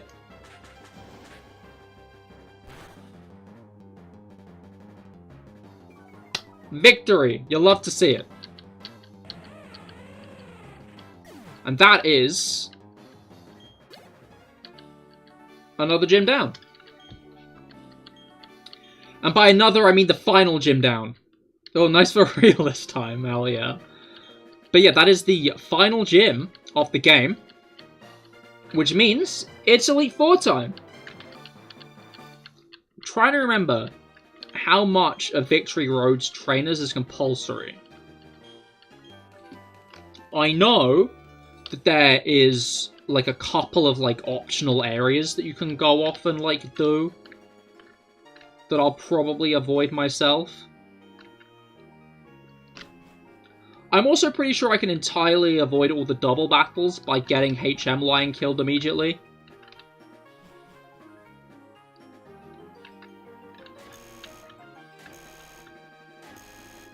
But we can cross those bridges when we get to them.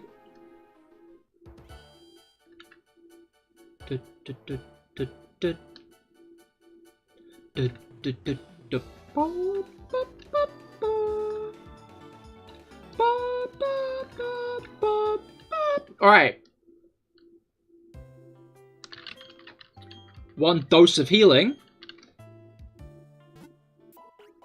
Then I'm gonna pick up a few max potions, I think. Because at this point... Wait, no, I won't need the max potions yet, I don't think. Yeah, the thing with the max potions is... Oh, I have zinc.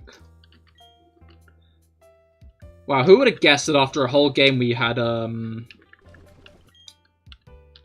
full EVs? I couldn't have predicted a world in which we had full EVs by this point. Nope, not me. Alright, once again, I think I'm going to try and get HM Lion killed, like, at the beginning of Victory Road. Just so HM Lion isn't an issue during Victory Road. Because, again, there are a couple of Ace Trainer tag teams. And I don't vibe with those. But, an interesting fact about Jazz... Hi! Oh, it's Sunny! You're already here. Okay, that's interesting. Alright.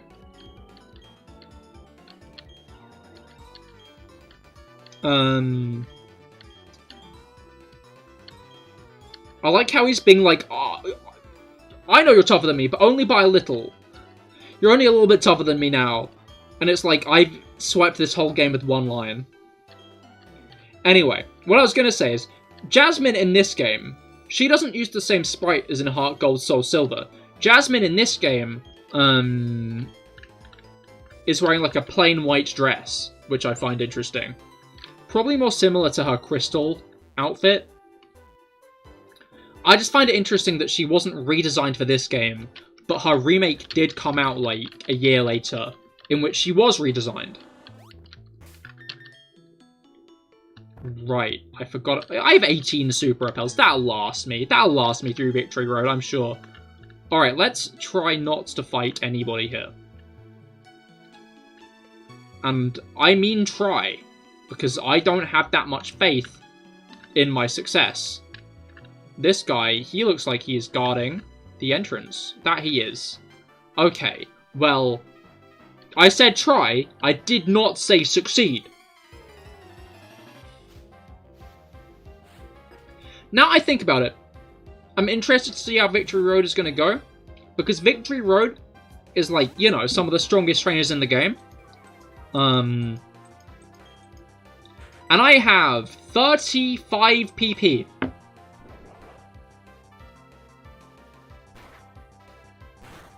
That's all. That's all my power points. I have 35 power points and that's it.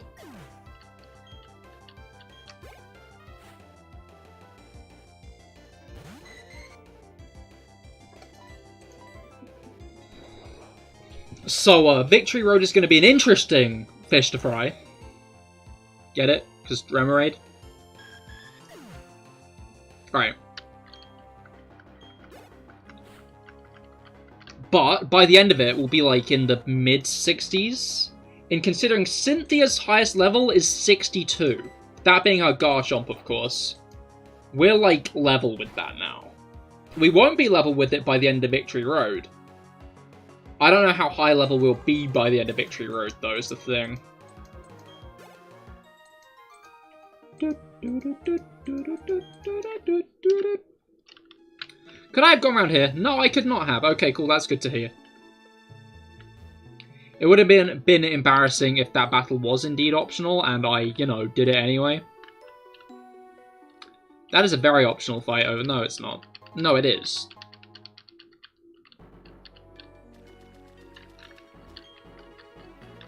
It's interesting that this route actually has a theme. Like, it makes sense that the route actually has a theme, but, like, obviously the main theme you hear throughout this route is just the water theme, because you're surfing the whole time.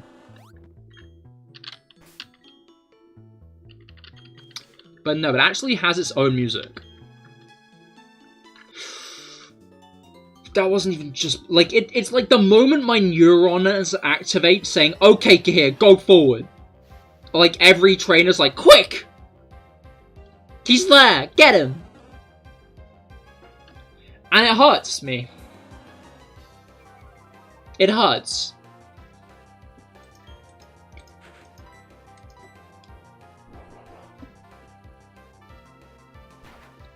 One day I'll successfully sneak past a trainer who's, like, turning, you know?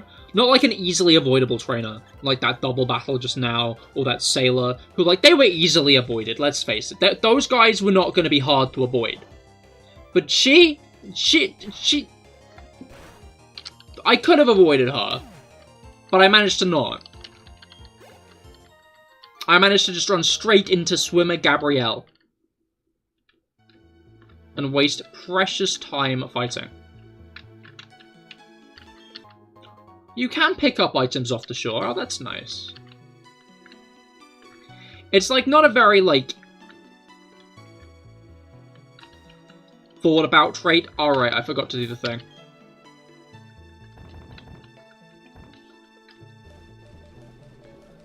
Alright.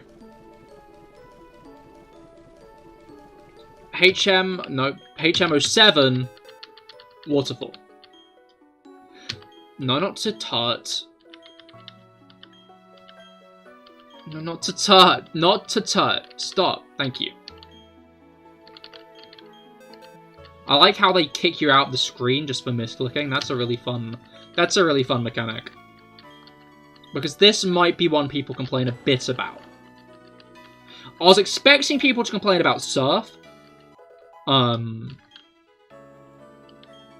Waterfall... I mean, the Lions could probably scale the Waterfall. But individually? Anyway. Waterfalls aside. Let's do one last heal.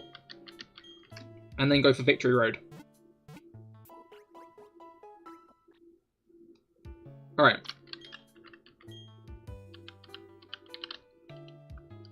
Before we progress, I'm going to save, and then go to the toilet. But once I am back, we'll be clearing Victory Road and doing the Pokemon League. So I'd highly recommend sticking around, because it will be a very big and exciting fight, and you should definitely be there. So, I will leave you with one of the calmest themes in the game, and I will be right back.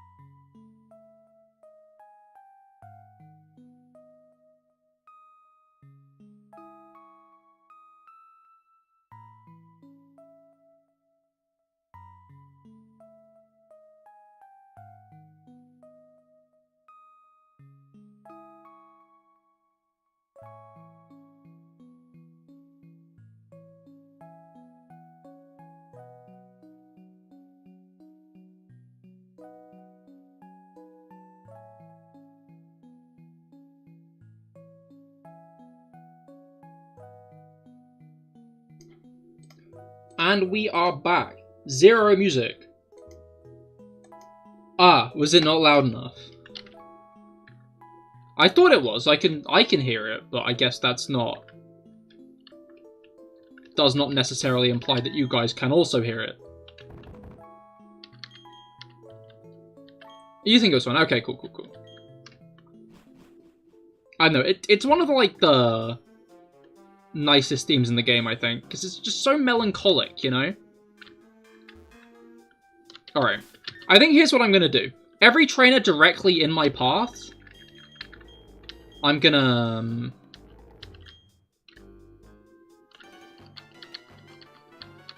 yeah, every trainer, like, directly in my path, I'm gonna fight.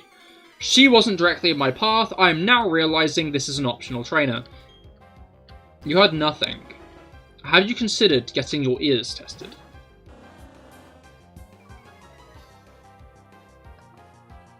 Just use the very rambunctious one, you guessed. That's also fair. To be fair, that is also fair.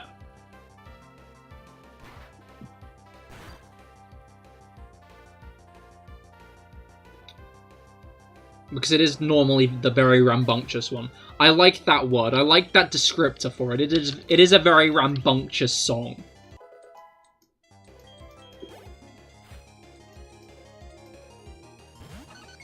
I'm a big fan of the CahirLIVE theme TM.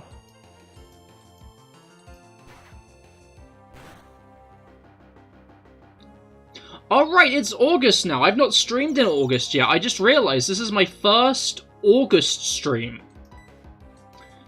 You guys hyped for August? I mean, I'm sure some of you are hyped for August. Because it's like summer holidays. So if you're between the ages of 6 and 20-something, I don't actually know when uni ends. I think it's about 22.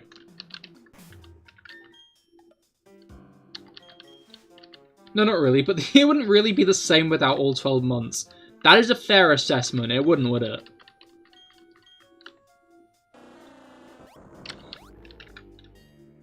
Although August is one of, like, the troublesome months in my books.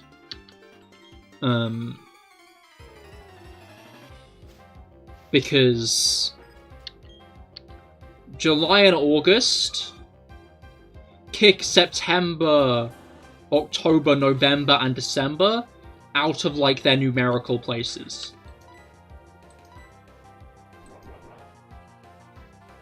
Just hope the heatwaves later in the month aren't too bad.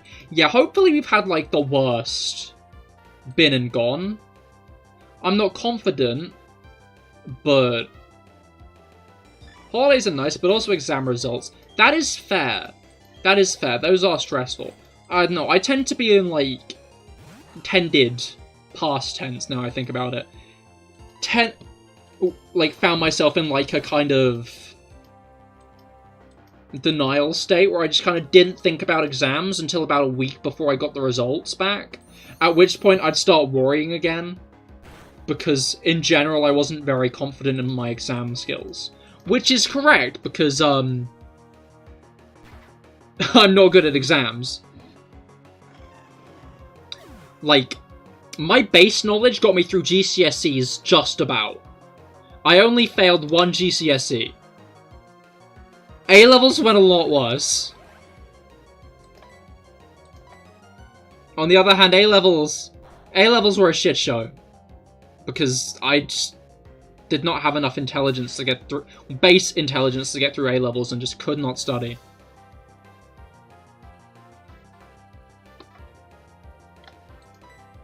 Alright.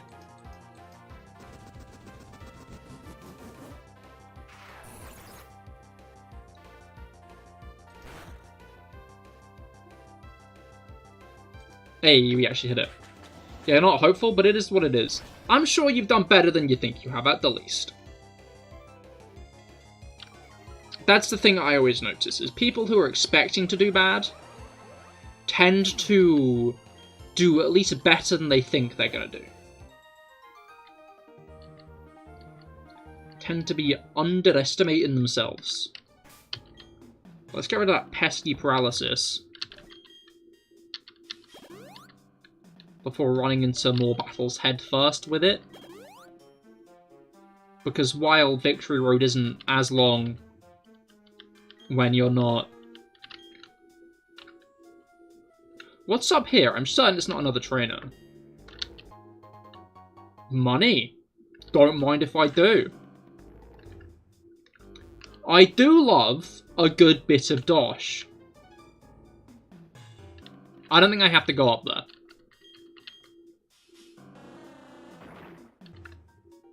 I think that's just optional item time And you know what they say about optional items? Unneeded. Do not need optional items over here. We've got all the items we need, and that item is a lion.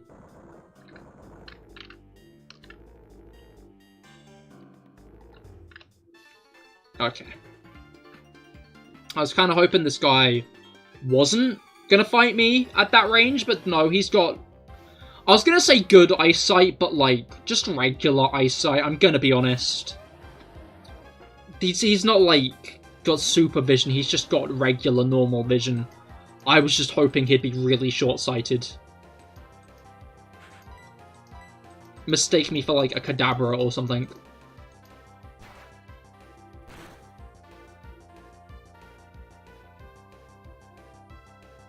Alright. Yo, we avoided the blizzards. That's a medium achievement. I'm not going to say big, because it's blizzard. Alright.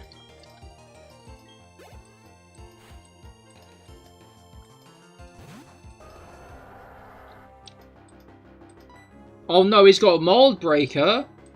What will I do with the intimidate that only procs when you enter a battle?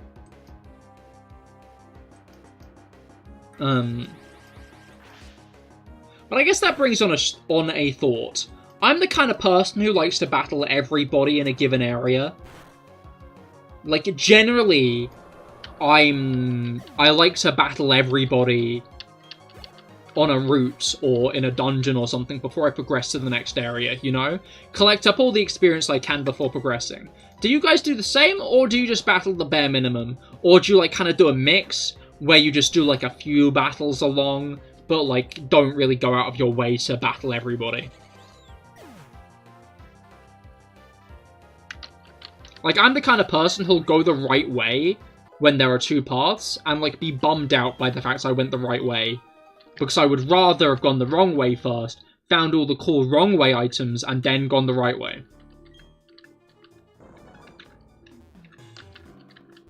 You do both, that's understandable.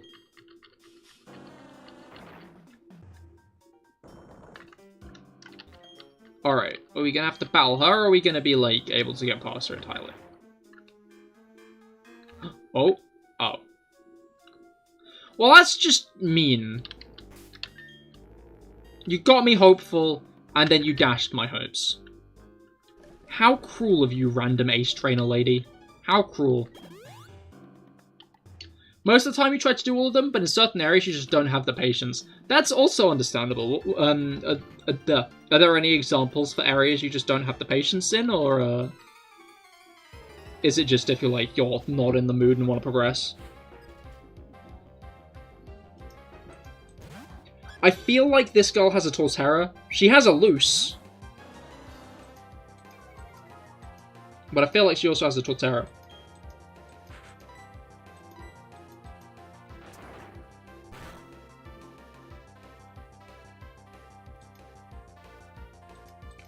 Oh no, cute charm. Reflect! Ah. Come on, Turt. No, he's simping.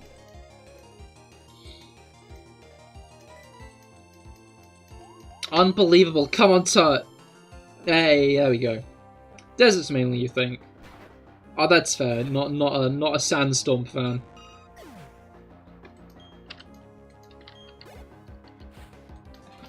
Or is it just the vibes? I don't know. I've weirdly always been a fan of desert areas, and I don't know why. You know, because everyone else seems to have it out for desert areas, but me, I see a desert and I'm like, ooh, yeah. Sure, why not?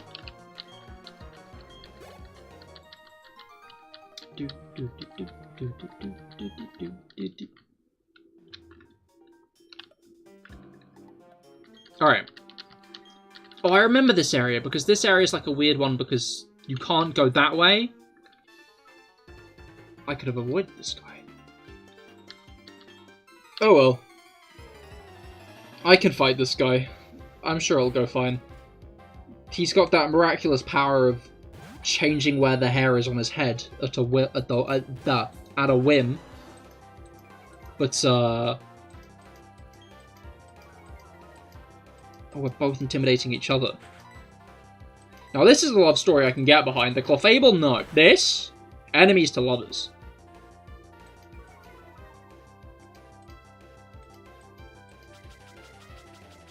Never mind, these two should definitely stay enemies.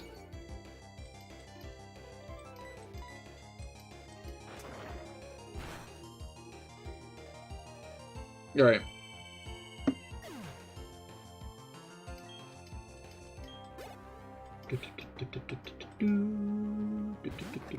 Licky licky.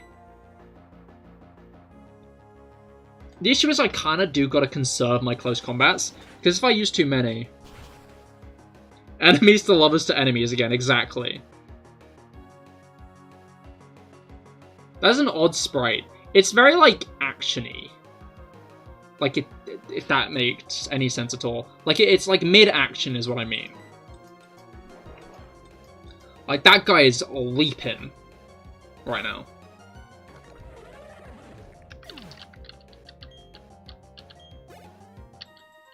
I'm starting to get concerned about PP usage. Victory Road isn't a gym, so I guess I don't really have to abide by the,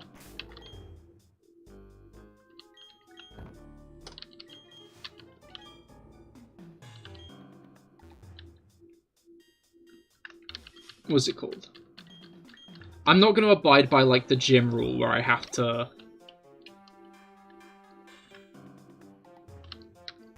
do this all in one. Mostly because I don't want to use up my ethers now, when they could be more useful down the road. I will use the PP ups now, though, I think. Oh, I've got 3 of them now. I remember when I was younger, I used to completely misunderstood what a PP up was. And I just thought a PP up was like an ether. So I was in, like, the Pokemon League and I used a PP up on, like, a low PP item, and it did nothing. And that's how I found out what a PP up actually does. Well, it didn't do nothing. It gave the move 1 more power point. Black Belt miles? More like Black Belt kilometer.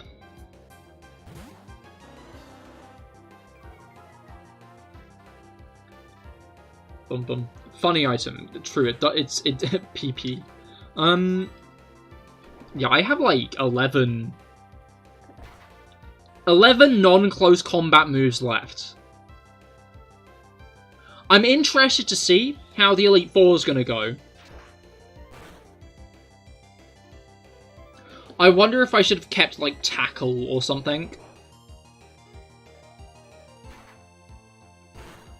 Well, I didn't have Tackle, I had Scratch, but you know what I mean.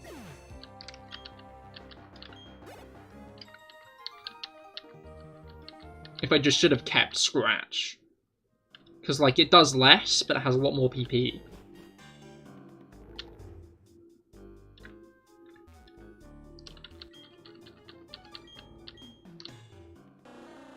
Do I even have to go by that guy, or can I just... Okay, no, I do. I was like, wait. I see a loophole here. I did not see a loophole here. There was no loophole. Just pain.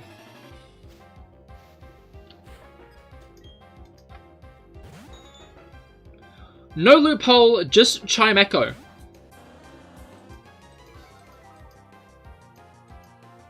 Chime Echo is such a funky Pokemon, but I feel like it's rarely seen, you know?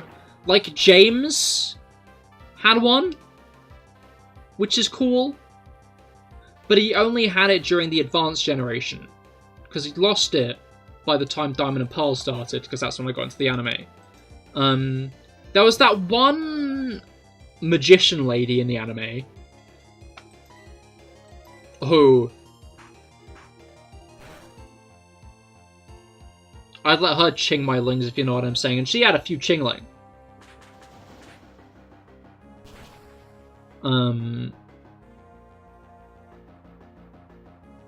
But, other than that, I don't think... It just doesn't have that much of a presence. And nor is it, like, one of, like, those cool Pokemon. You feel like it's unpopular, you like it though. Yeah, no, I am a Chimecho fan. I'm a bigger Chingling fan myself, honestly. I like Chingling more than Chimecho.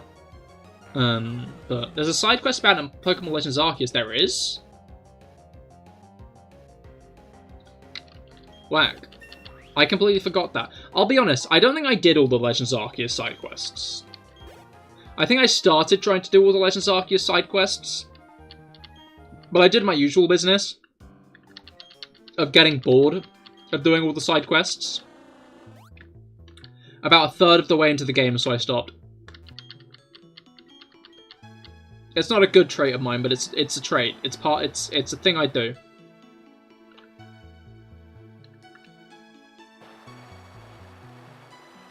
I'm getting this item just out of spite of the fact that it blocked my way. It's Dragon Pulsar. Lions can't pulse dragons. That's not a lion ability. I'd be lying if I said it was. I'm sorry.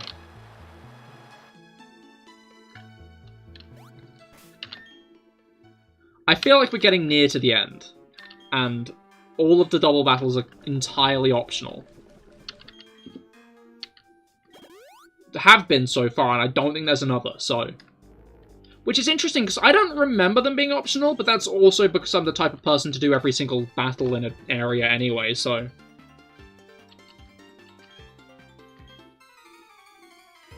Something to do with it hanging onto someone's roof and they're annoyed by it. Wait, no, that kind of rings a bell. Maybe I did do that. Who knows? Not me, clearly. Altaria.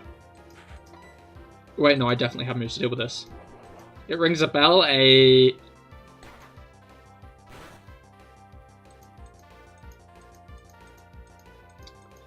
I guess it rings a chime.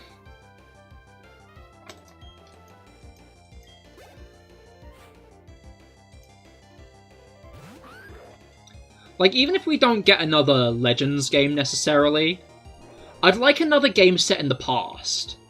Like, imagine a Pokemon game that kind of takes you through the first gym challenge or something, you know? Although I could see that being a Legends game. All the same, you know? Because, like, the first Legends game has, like, you complete the first ever Pokedex, or one of the first ever Pokedexes. Did I ever have those handbells at school? I think I know what you're talking about, but no. Like, I think I know what a handbell is, but we did not have those at school.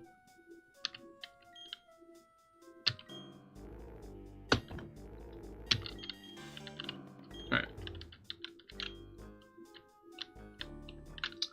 Pretty sure that guy's entirely optional as well. Yeah, no, he's not actually. He's very mandatory. Hello.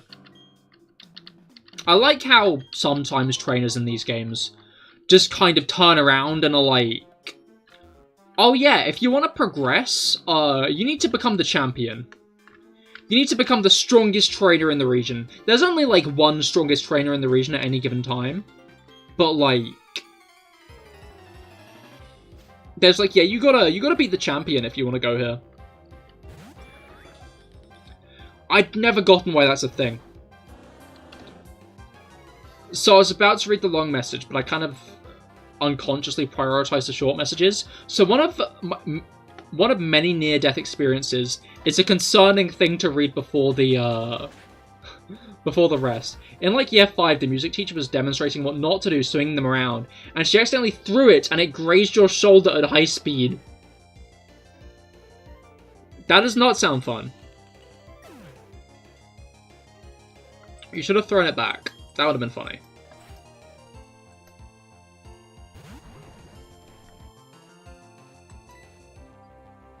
It probably would have got you in trouble, so you maybe shouldn't have done that, but it would have been funny, and that's what counts.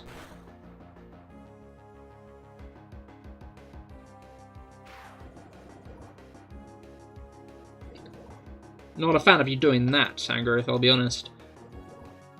Also, I'm just in general not a fan of you surviving that attack, because we've got one trainer left, and I'm worried I'm going to have to use an ether on, like, the last trainer in the fucking game. Stop living all my attacks, you tanky asshole.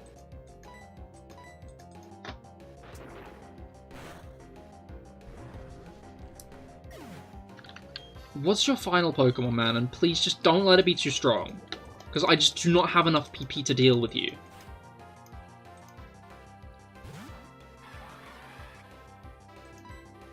I'm just gonna close combat, and if I feign, oh fucking well. I'm just gonna speed through the rest of this area, but I do not. Okay, I killed it. You and your mum used to work at that school, so all the teachers liked you automatically. Oh, you were that, but it was around the time of her 60th birthday. You remember it vividly. Birthday present. Bruce.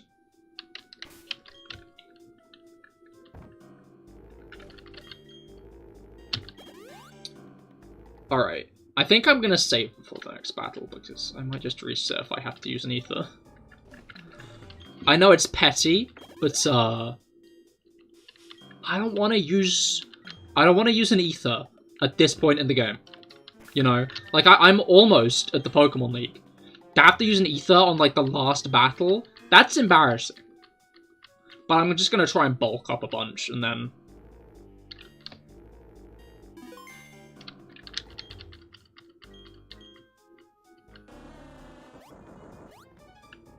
Please. I was hopeful. Not hopeful enough, but I was hopeful. 3 Pokemon. Okay. Okay. Oh, fuck. Oh, shit. I'm gonna be honest, chat. I think, if I'm not mistaken... Oh, we have 4 PP. Okay, cool. That's fine. Alright.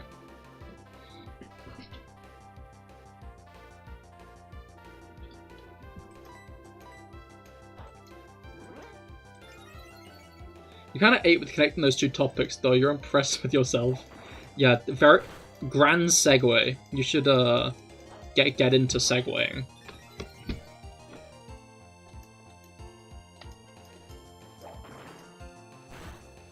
Make like it's like 2020. Make like it's 2014 and get a segue. Because you're so good at segues.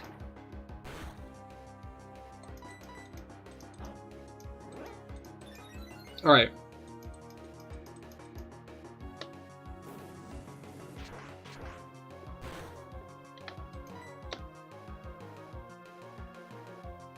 I'm gonna close combat first, just because I don't want to have it revealed that this guy's other 2 Pokemon are Swablu and Altaria, and then I have to KO one of them with close combat, because that doesn't sound doable. You're a conversationalist, Ahas, indeed. Alright. One of them is a Swablu, so I was kind of right in my caution.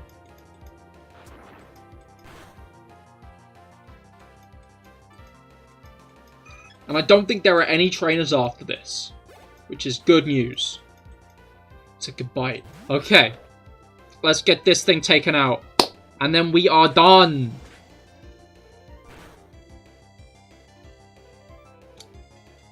Then all we gotta do is do, you know, the hard part. Like, the actually hard part. Like, I think in the grand scheme of things, the Elite Four is gonna be the hardest part of the run. Like, mostly because we've mostly because by the time we were a high enough level to be challenged by most of our opponents... No, by the time our opponents were a high enough level to actually, like, pose a challenge to us... we were too high of a level to be posed a challenge to. I feel like I need to entirely rephrase that again.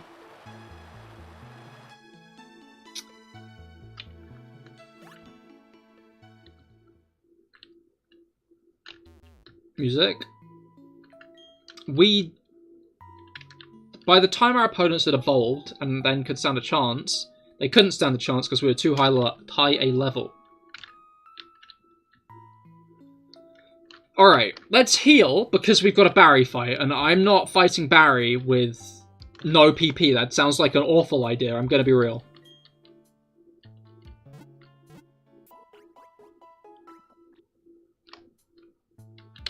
Alright.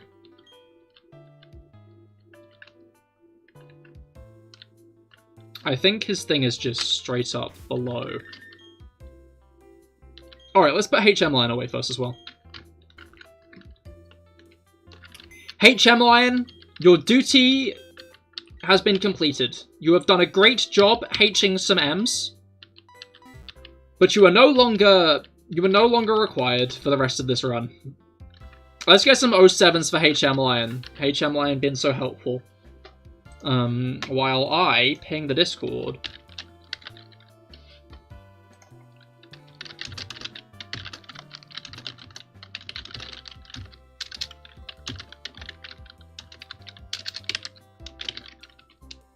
Alright. Notification squad hath been pinged.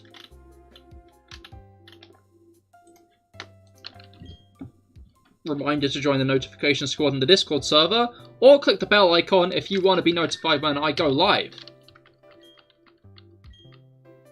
I'm going to battle Barry or Sunny. I'm going to battle Sunny, then I'm going to do, like, my shopping spree.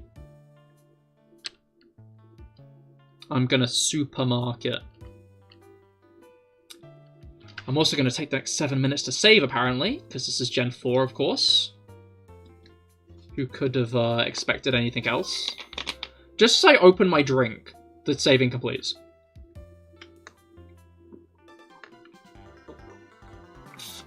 Alright. Time for our final Sunny fight. I think Sunny has provided occasional challenge to us, to be fair. I will not slate Sunny and his skills. But we are how many levels above him? We are almost 20 levels above him. But I want to be clear, we're almost 20 levels above Sunny. We're only 6 levels above Cynthia's Garchomp. That's how insane the level jump is for the Elite Four in this game. Like, I think that's why Cynthia's regarded as one of the hardest champions.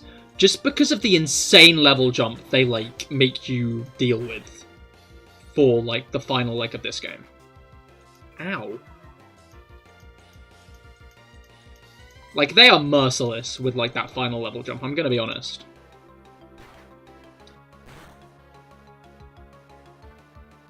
They throw you into the deep end and scream swim.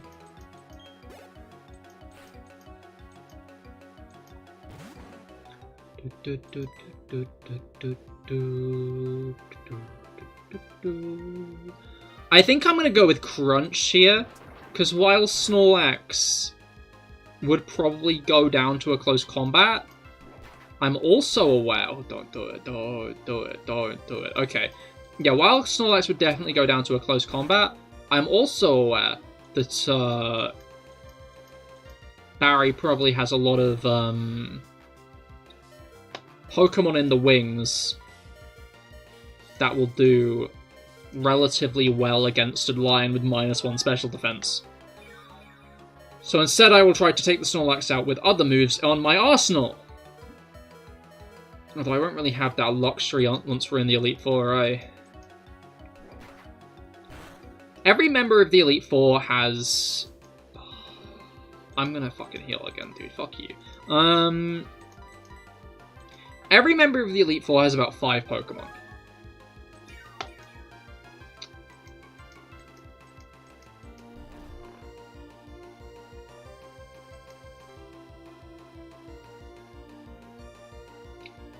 This is a mistake on his part, actually, because I now have 2 turns to do whatever the fuck I want.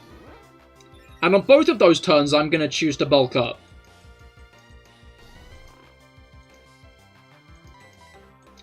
This was a Sunny mistake.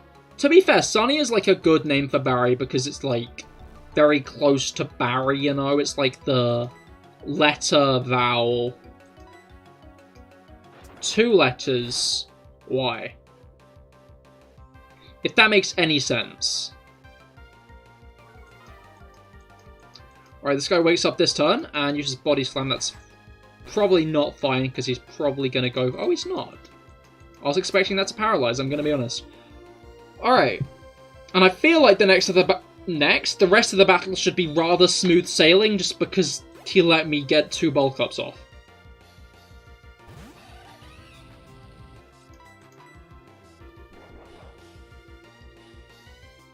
Which is entirely his fault.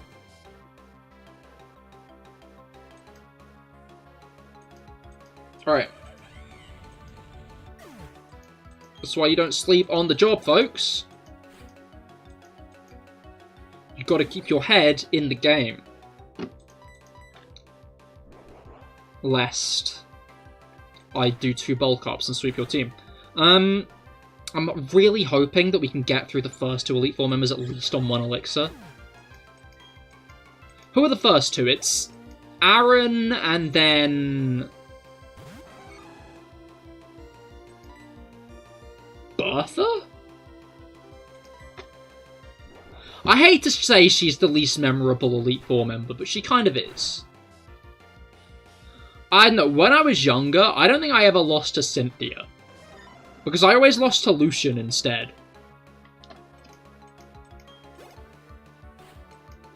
He's, like, got a very strong vibe. Honestly, like, characters like Lucian and Flint are the main reason that I wish we kind of got more depth to the Elite Four members. Because they seem like they have interesting stories to tell, you know? I just can't get over that, like, Black and White give so much depth to every single gym leader in the game. You know? Like,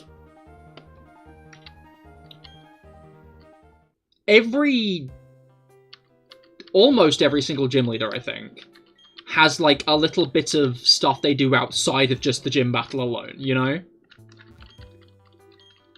Except maybe Skylar in Black and White 1? I think she comes and talks with you and Cedric briefly, though, which is still something. But then the Elite Four just, like... No, they get nothing. Alright, before we, like, charge headfirst into battle, I'm going to get 10 full restores and 25 max potions. I have a lot of hyper potions still, so they'll, like, do me for healing between battles, but I also think I'm gonna save here and then restart if I lose, because I don't really want to lose my healing items, as in, like, my ethers and elixirs. Ethers and elixirs being, like, maybe 2 of each. Okay, yeah, we have 1 ether, 1 max ether, 2 max elixirs, that's good actually. And that's it, that's all we got. We've also got 2 rare candies, which I think I will be using, but probably for Cynthia more than for anyone else. I'm gonna go in here regularly and then I'll use the 2 rare candies for Cynthia. Because that Garchomp is a threat.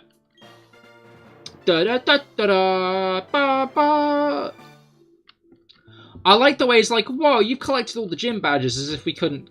We can't get up here without all the gym badges. That's just how it is.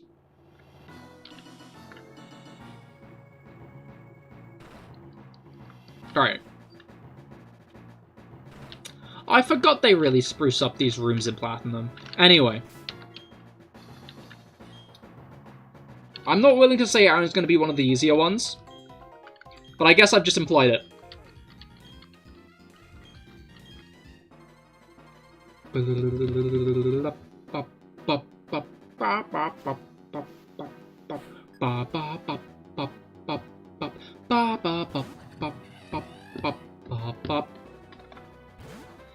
Alright.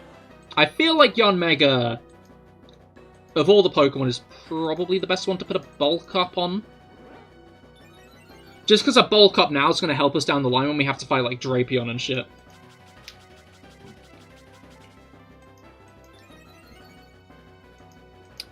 I guess Aaron is using this opportunity to, you know, strengthen himself as well.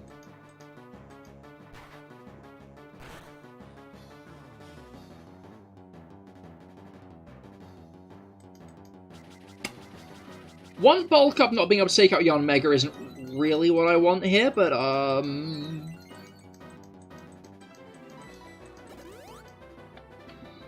Oh, I should have bulked up again. Because, like, especially if I miss at this point, which is very likely.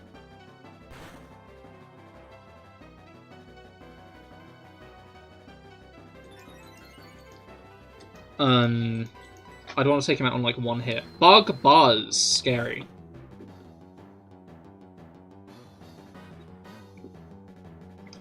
Actually, that is scary. That's a lot of damage, I'm gonna be honest. Okay, can you stop using up all of my fucking PP? Can you stop using up all of my PP? Fuck!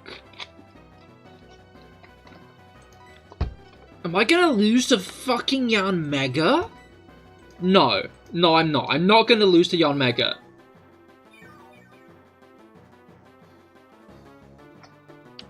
That's not gonna happen. You stop bug buzzing, though. You're really bugging me. Crit, not even a crit. What the hell? Okay, hit. Hit it. Hit the fucking bug. Dude, you gotta hit the bug. Hit the bug, don't crit. Hit the bug. Hit the...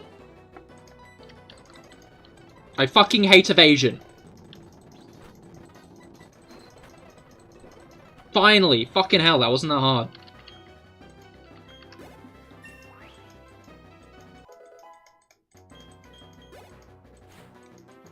Vesperquen. I think Vesperquen's more physical. You completed all the Tears of the Kingdom Shrines? Hell yeah, congratulations. Alright. We've still got one bulk up, remember? So we've still got that attack boost. Vesperquen might go for a defense order here, though, now I think about it.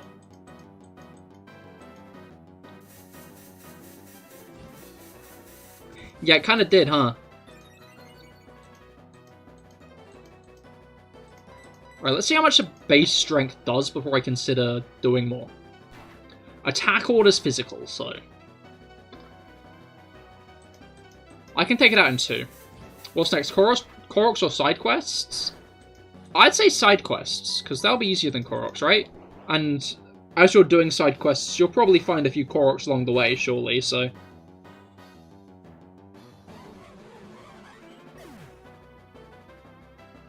You could fix this team. You'd replace Drapion with Caesar or make Vesperquen the ace.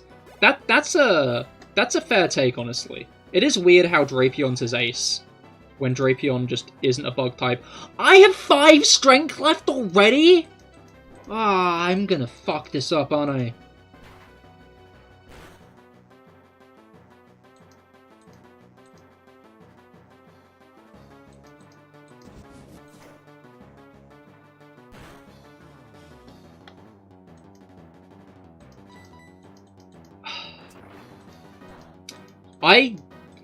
If this is telling me anything, it's, on Vesperquen has pressure ability, right? Oh, it does. Bruca, what were you saying about Caesar?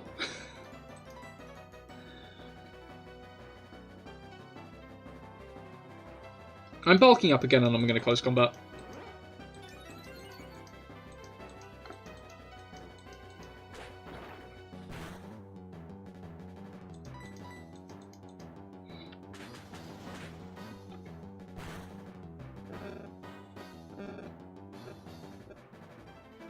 Okay, good.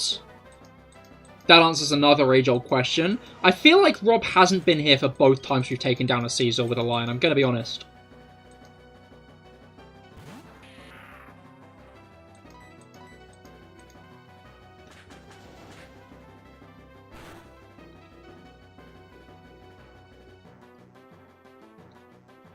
Alright.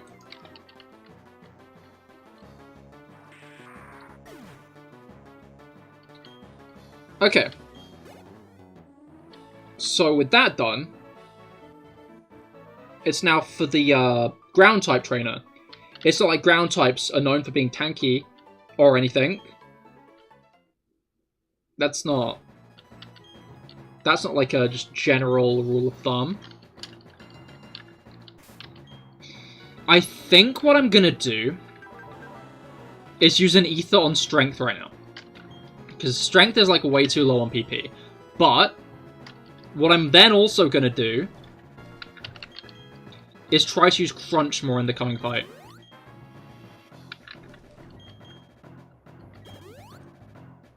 You also killed the King Gleok? Hell yeah, GG. Alright.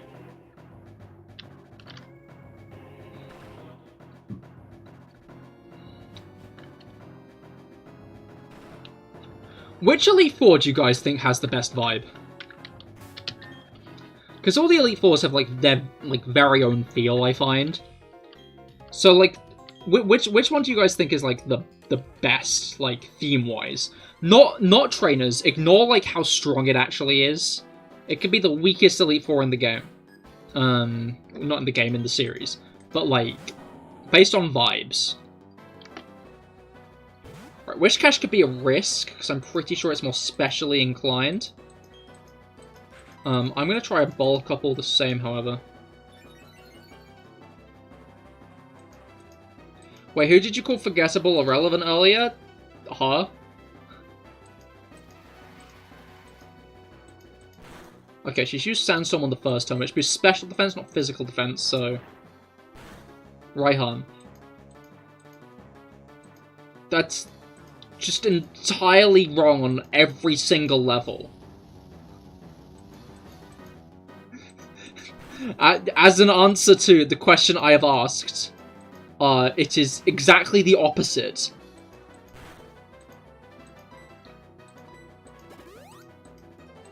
I should have just used another fucking bulk up. I swear I do this every time.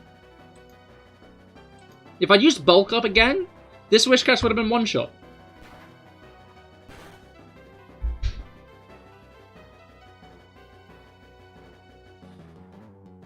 Okay, we actually did one shot. Did we crit? You'll have to see it. Like, what's her name? It's Bertha. He's technically an Elite Four because he's a rematch during the main story. But that wasn't the question I asked, aim-wise.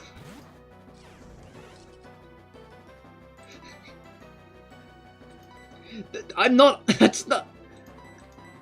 Not the person. Which aesthetic of the Elite Four, like, in general.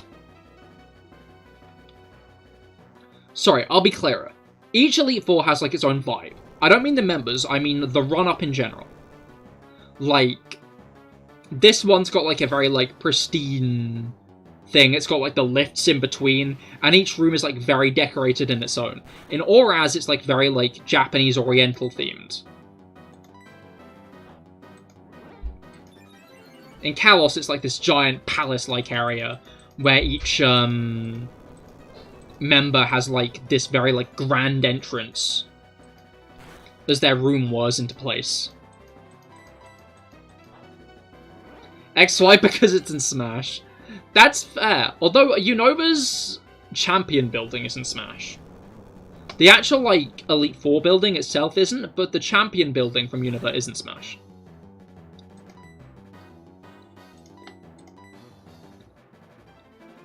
Gen 7. Gen 7's is very nice as well. Because it's all, like, inside that mountain, which I like.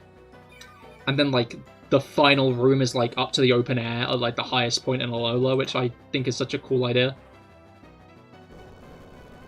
Alright. I've used a few more bulk ups, which is going to be necessary for a Gliscor. And it made Earthquake do so little, bloody hell. I'm hoping that I can take Flint on without going insane. I'm hoping I can take Flint on without going insane. You know what? Gliscor is always going to be tanky. Gliscor was probably always going to survive that hit no matter what. It wasn't, but it was.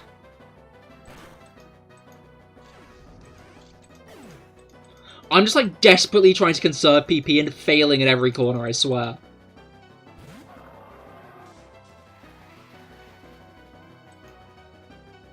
Alright. I'm not sure we'll take Hippowdon out in one hit either, because it's a Hippowdon, but...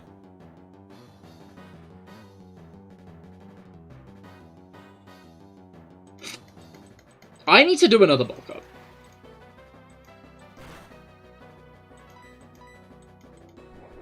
That's an interesting sprite too, huh? I like it. Again, it's like very, like, animated, you know? The fact it's, like, in the sand gives it a lot more personality.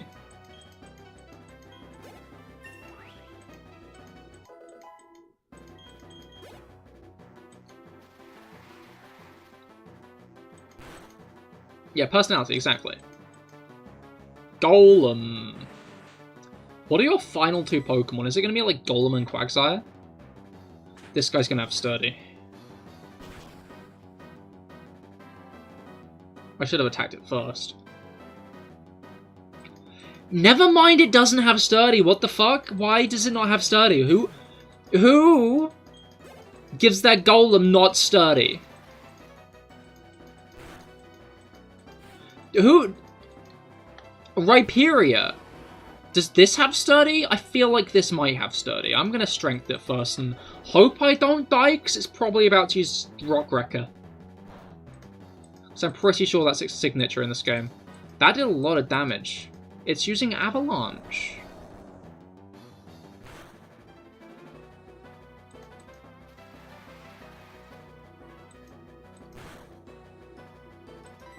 Who doesn't love Rockhead? Exactly.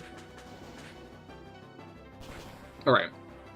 I feel like we're doing well with, like, this couple of close combat or battle thing. Because it's taking out the last couple of Pokemon consistently. And it means we're not using all of its PP at once. Alright. But yeah, Bertha's easily one of the most forgettable Elite Four members for me.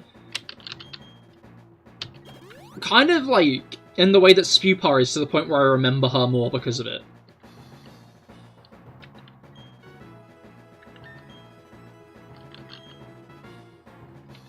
I think it just doesn't help that she's like an old lady and that's it. Like, Bertha's bit is she's old. She's old, and if Legends Arceus is anything to go by, she's implied to be related to Agatha. Who's a more memorable old lady, because she's ghost type and has ghost vibes. Alright, Flint time.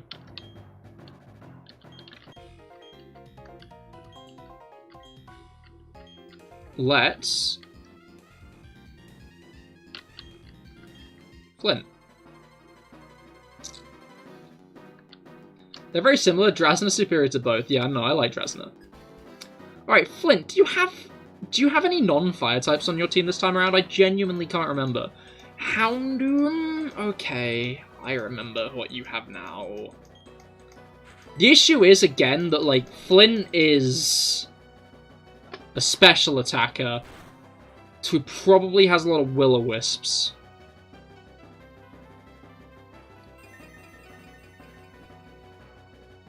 That's terrifying. That's fucking terrifying. Okay, cool. He's wasting one turn of Sunny Day. Do you know what? It doesn't matter if I bulk up here, because if I didn't... No, if I bulked up here, I could have one-shot it. It's fine. It doesn't matter. I need to remember to bulk up when I get them down to low health, though. That needs to be a thing I remember to do more, because I never remember to do it, and it bites me in the arse every time.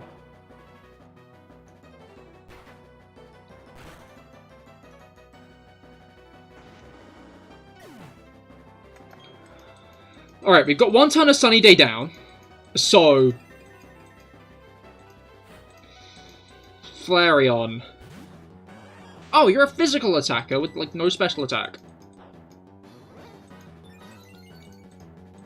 I love you, Flareon. You're my favorite evolution, but I don't think you're good enough.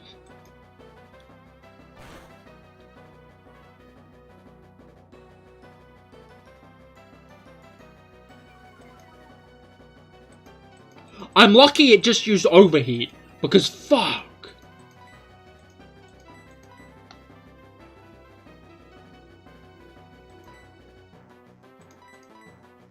Wanna know the reason of this dude's team? Well, in Diamond and Pearl, he has very few fire types because, there are, like, no fire types in the generation. But in this game he has more fire types because, you know, they added more fire types in Platinum. But I'm trying to figure out if he has one non-fire type. I feel like he might have a Steelix or something still lying around somewhere. Okay. Sunlight has faded. I'm gonna do another couple of bulk ups. And then heal. This guy thinks Will-O-Wisp is the best call when I can just full restore. Yes! Okay, I wanted that to happen. Because now I just full restore, and then I'm at full health, no longer burned. And it's sweep time. Do do do do do do do do do do do. Alright.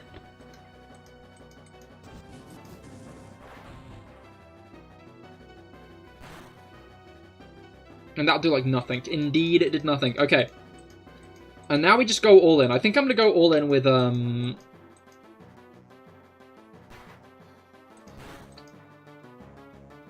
yeah, I'm gonna go all in with strength.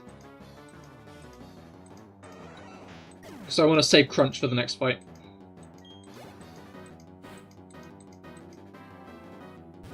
I can probably sacrifice a couple of crunches, to be fair. Maybe I should have close combated Magmortar. No, I shouldn't have. What am I talking about? I mean, maybe I should have, because it would have more reliably one-shot it, which I did anyway, I guess. Oh, Flame Body, shit. Drifting because Flame's power. It's Steelix because it was forged by Flames, and Lopunny has Fire Punch?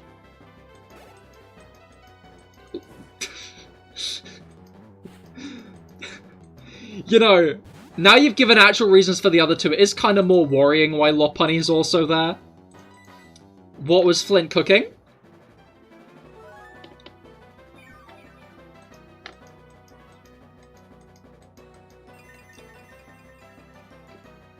Don't like that. Do not like that. Stop that. You stop that.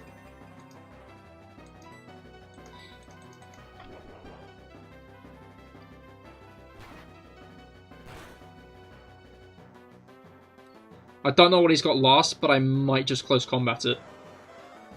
Unless it's Drifblim, in which case I don't really have a choice. What is your last Pokemon, Flint? Is it a fire type or is it not? It's Infernape! Interesting. Flint is interesting because he's just a guy. Yeah, but he's got crazy hair. Like, that's Flint's advantage over, like, Bertha, is he's got crazy hair. No other gym leader, no other Elite Four member has such crazy hair, other than, like, maybe Grimsley.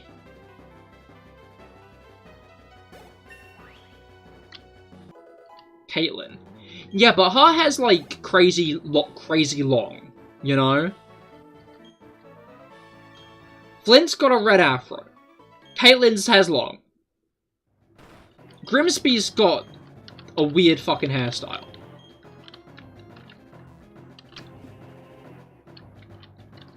Caitlyn's hair's long.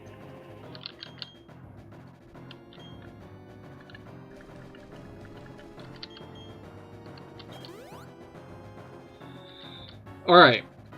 Let's do some healing. I guess the question is do I risk going in with, like, very little PP and, like, max an elixir? Or do I just tolerate... Okay, I've got 11 crunches, I've got 4 strengths, and 3 close combats. And I can elixir mid-battle if I need to. We're going in.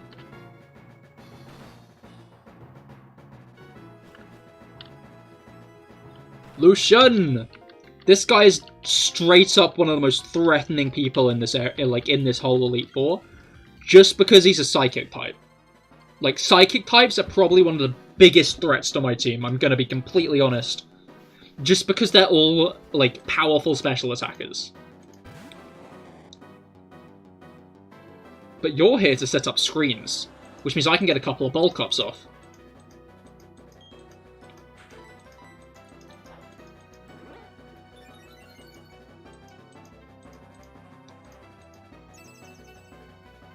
I'm gonna go all in now. Because if I can stop him getting a Reflect up, we're grand.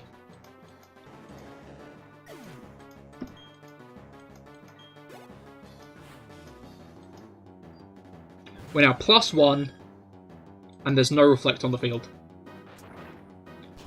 The question is going to be, is +1 enough?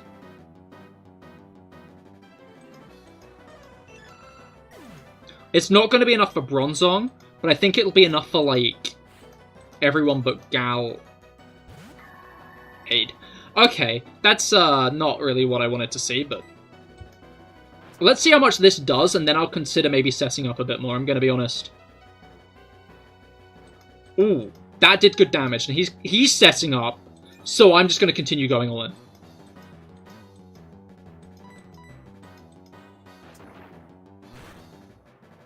All or nothing. That's the dub.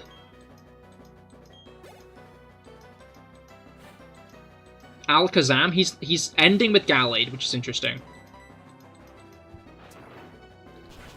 I might play my cards differently if he's ending with Gallade. Because always round, I'm going to Elixir after this fight. I've got Elixirs, I'm doing it after this fight.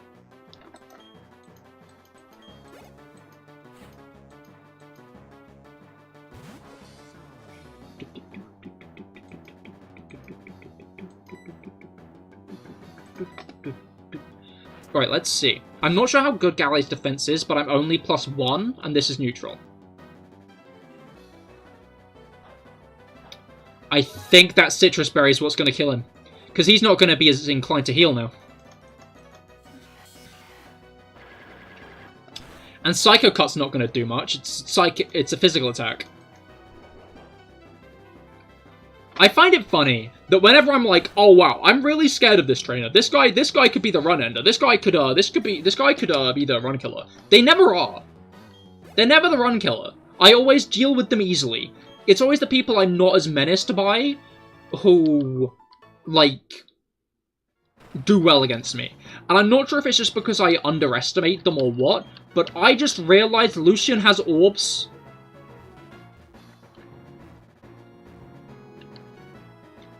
The, like, thing to show he's a psychic-type trainer is his room has orbs.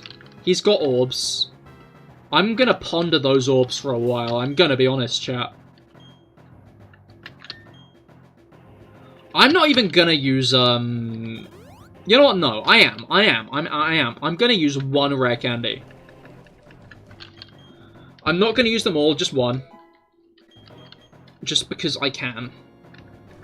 And I'm going to use a max elixir on Alex Turt. And now all my PP has been entirely restored, I'm pretty sure. Which means we're good for Cynthia. Yup, we can go all out on Cynthia. Which is exactly what I'm planning on doing. Because I have a strategy for Cynthia. Is it a sound strategy?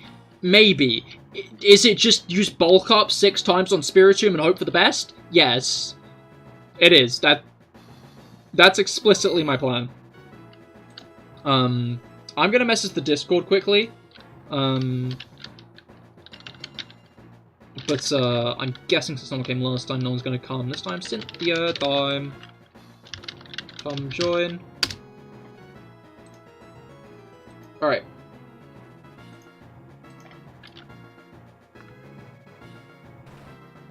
In which way? Wait, what in which way?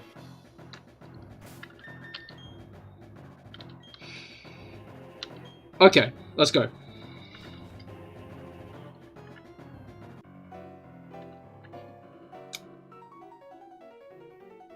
I like how this song has, like, become, like, such a menacing thing for just so many people. I don't know, it's, like, never really threatened me that much.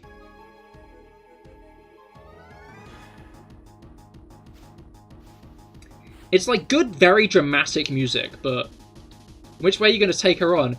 In a wholesome way. In battle, in a duel. I'm gonna duel her.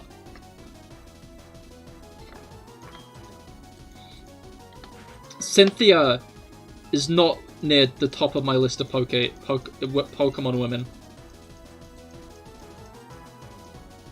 Shadow Ball, how much? This is gonna lower my special defense, so if this does too much, I'm going in.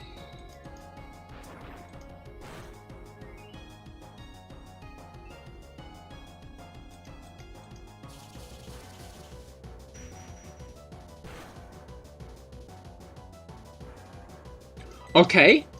She did not get the special defense drop. That's gold, that's gold, that's gold. What's next? And please don't be another special attacker. Oh, you could have fucking thrown me... You could have thrown me a bone. This thing still has Shadow Ball, but I think it's going to go for Aura Sphere instead, because it'll do more damage. Guess we'll find out on that one.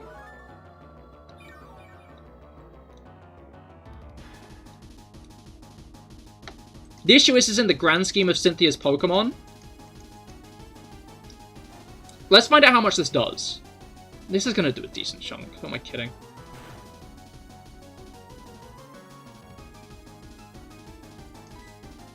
Oh, we gotta get this thing off the field. Because if this crits now, we're dead. The issue is like... I think Garchomp's Cynthia's only non-special attacker. Garchomp's Cynthia's only non-special attacker. Holy shit.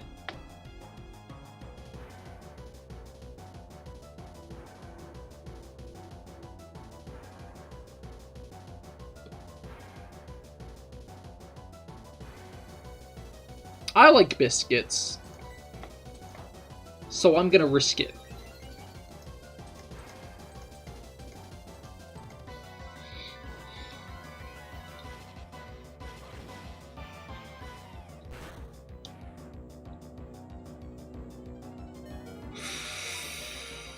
Okie dokie. And Hyper Potions are still valid at this point. And has rough skin. That is a really good point. I completely forgot about that. Thank you for reminding me.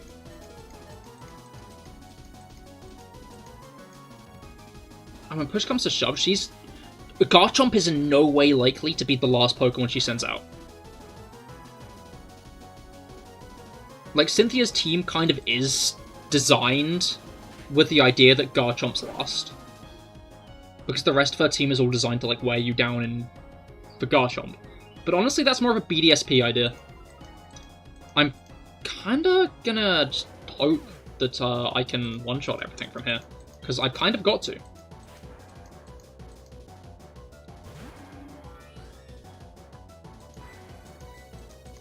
I'm +2. Close combat does 120 damage. This might survive it.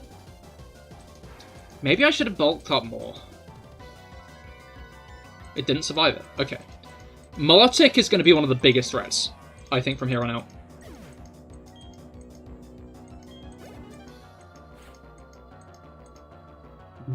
Well, I guess we're covering that now, aren't we? I think if we don't kill Milotic here, it kills us because of the special defense drops, so maybe I should have used something different there. But I think close combat's the only thing likely to actually kill it. And it did kill it. And it did kill it.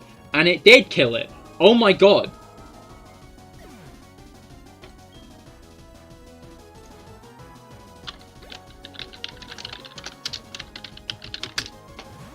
Oh my god. I'm just checking what grass resists. Not fighting. Grass doesn't resist fighting. Okay. Wait, no, poison does though, doesn't it? Oh, it does.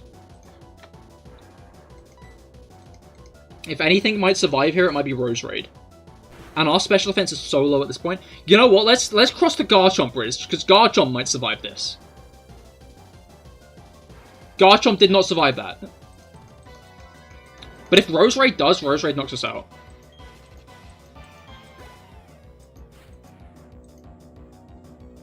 Okay, no, we got this. I'm gonna go for Crunch. Because I'm pretty sure they're both, like, equal in terms of, like, damage.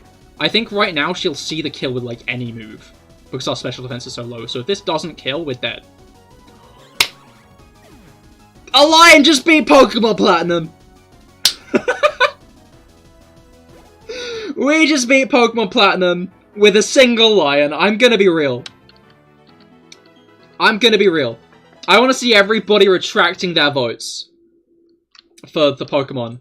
Because clearly the lions have the advantage in this one. Oh, that's great. You love to see it. Well, no. Well, yes. I think it's undeniable at this point, isn't it? To deny it, I think, is to be delusional.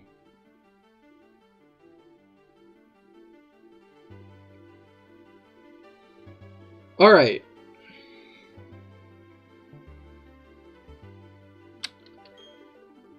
.5 lions can beat like 300 Pokemon. Yeah, so imagine 1 billion of them.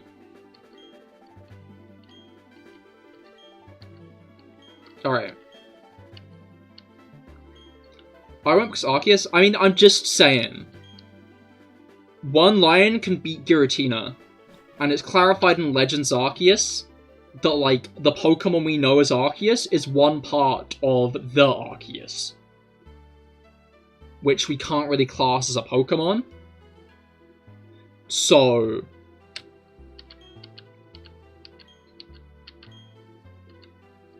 Alright. Hall of Fame time.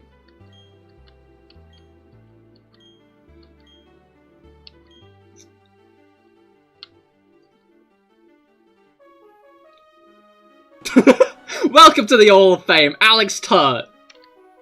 You did it! I just like how it's like, Alex Turt. Well done.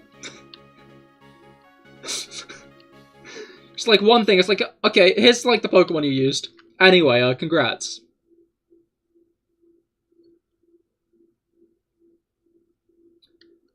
Well. That was easy, I'll be honest. I'm a little bit underwhelmed. How much that just wasn't that much of a challenge. This has been my shortest series. I'm pretty sure. Unless you count, like, the one where I played Mario, which was technically shorter because it was only 4 streams. But, like, this is now my shortest Let's Play. Which, is whack to me. But, I've got a couple of ideas for what I'll be doing this Saturday, but I'm not certain on it yet. I just need to make sure that one of the ideas is working all fine. But I'll tell you this much. It's either going to be a nuzlocke or a fan game. So I'd recommend staying tuned for that, because that'll be very cool. But thank you for joining me for this one. This has been a really fun series, honestly. Even though the Lions never won on the poll, which is a shame. But yeah, thank you all for coming. This has been a fun stream. I hope you've all had fun too, and I will see you all on Friday. For some Pokemon Dynamax Adventures. If you want to join in for that, we'll be doing Dynamax Adventures and stuff. But yeah, this has been Pokemon Platinum, beaten with one singular lion, in a seemingly futile attempt to prove to you all that the Lions would win, because it seems no one's been convinced at all. I'll have to do something at some point to sway your opinions, because 1 billion is a big number, and I think it's a rather logical assumption that the Lions would win in that case, because it's a lot. But yeah, I hope you've all had a great time. I certainly have, and I do hope to see you all on Friday. Goodbye, and good night.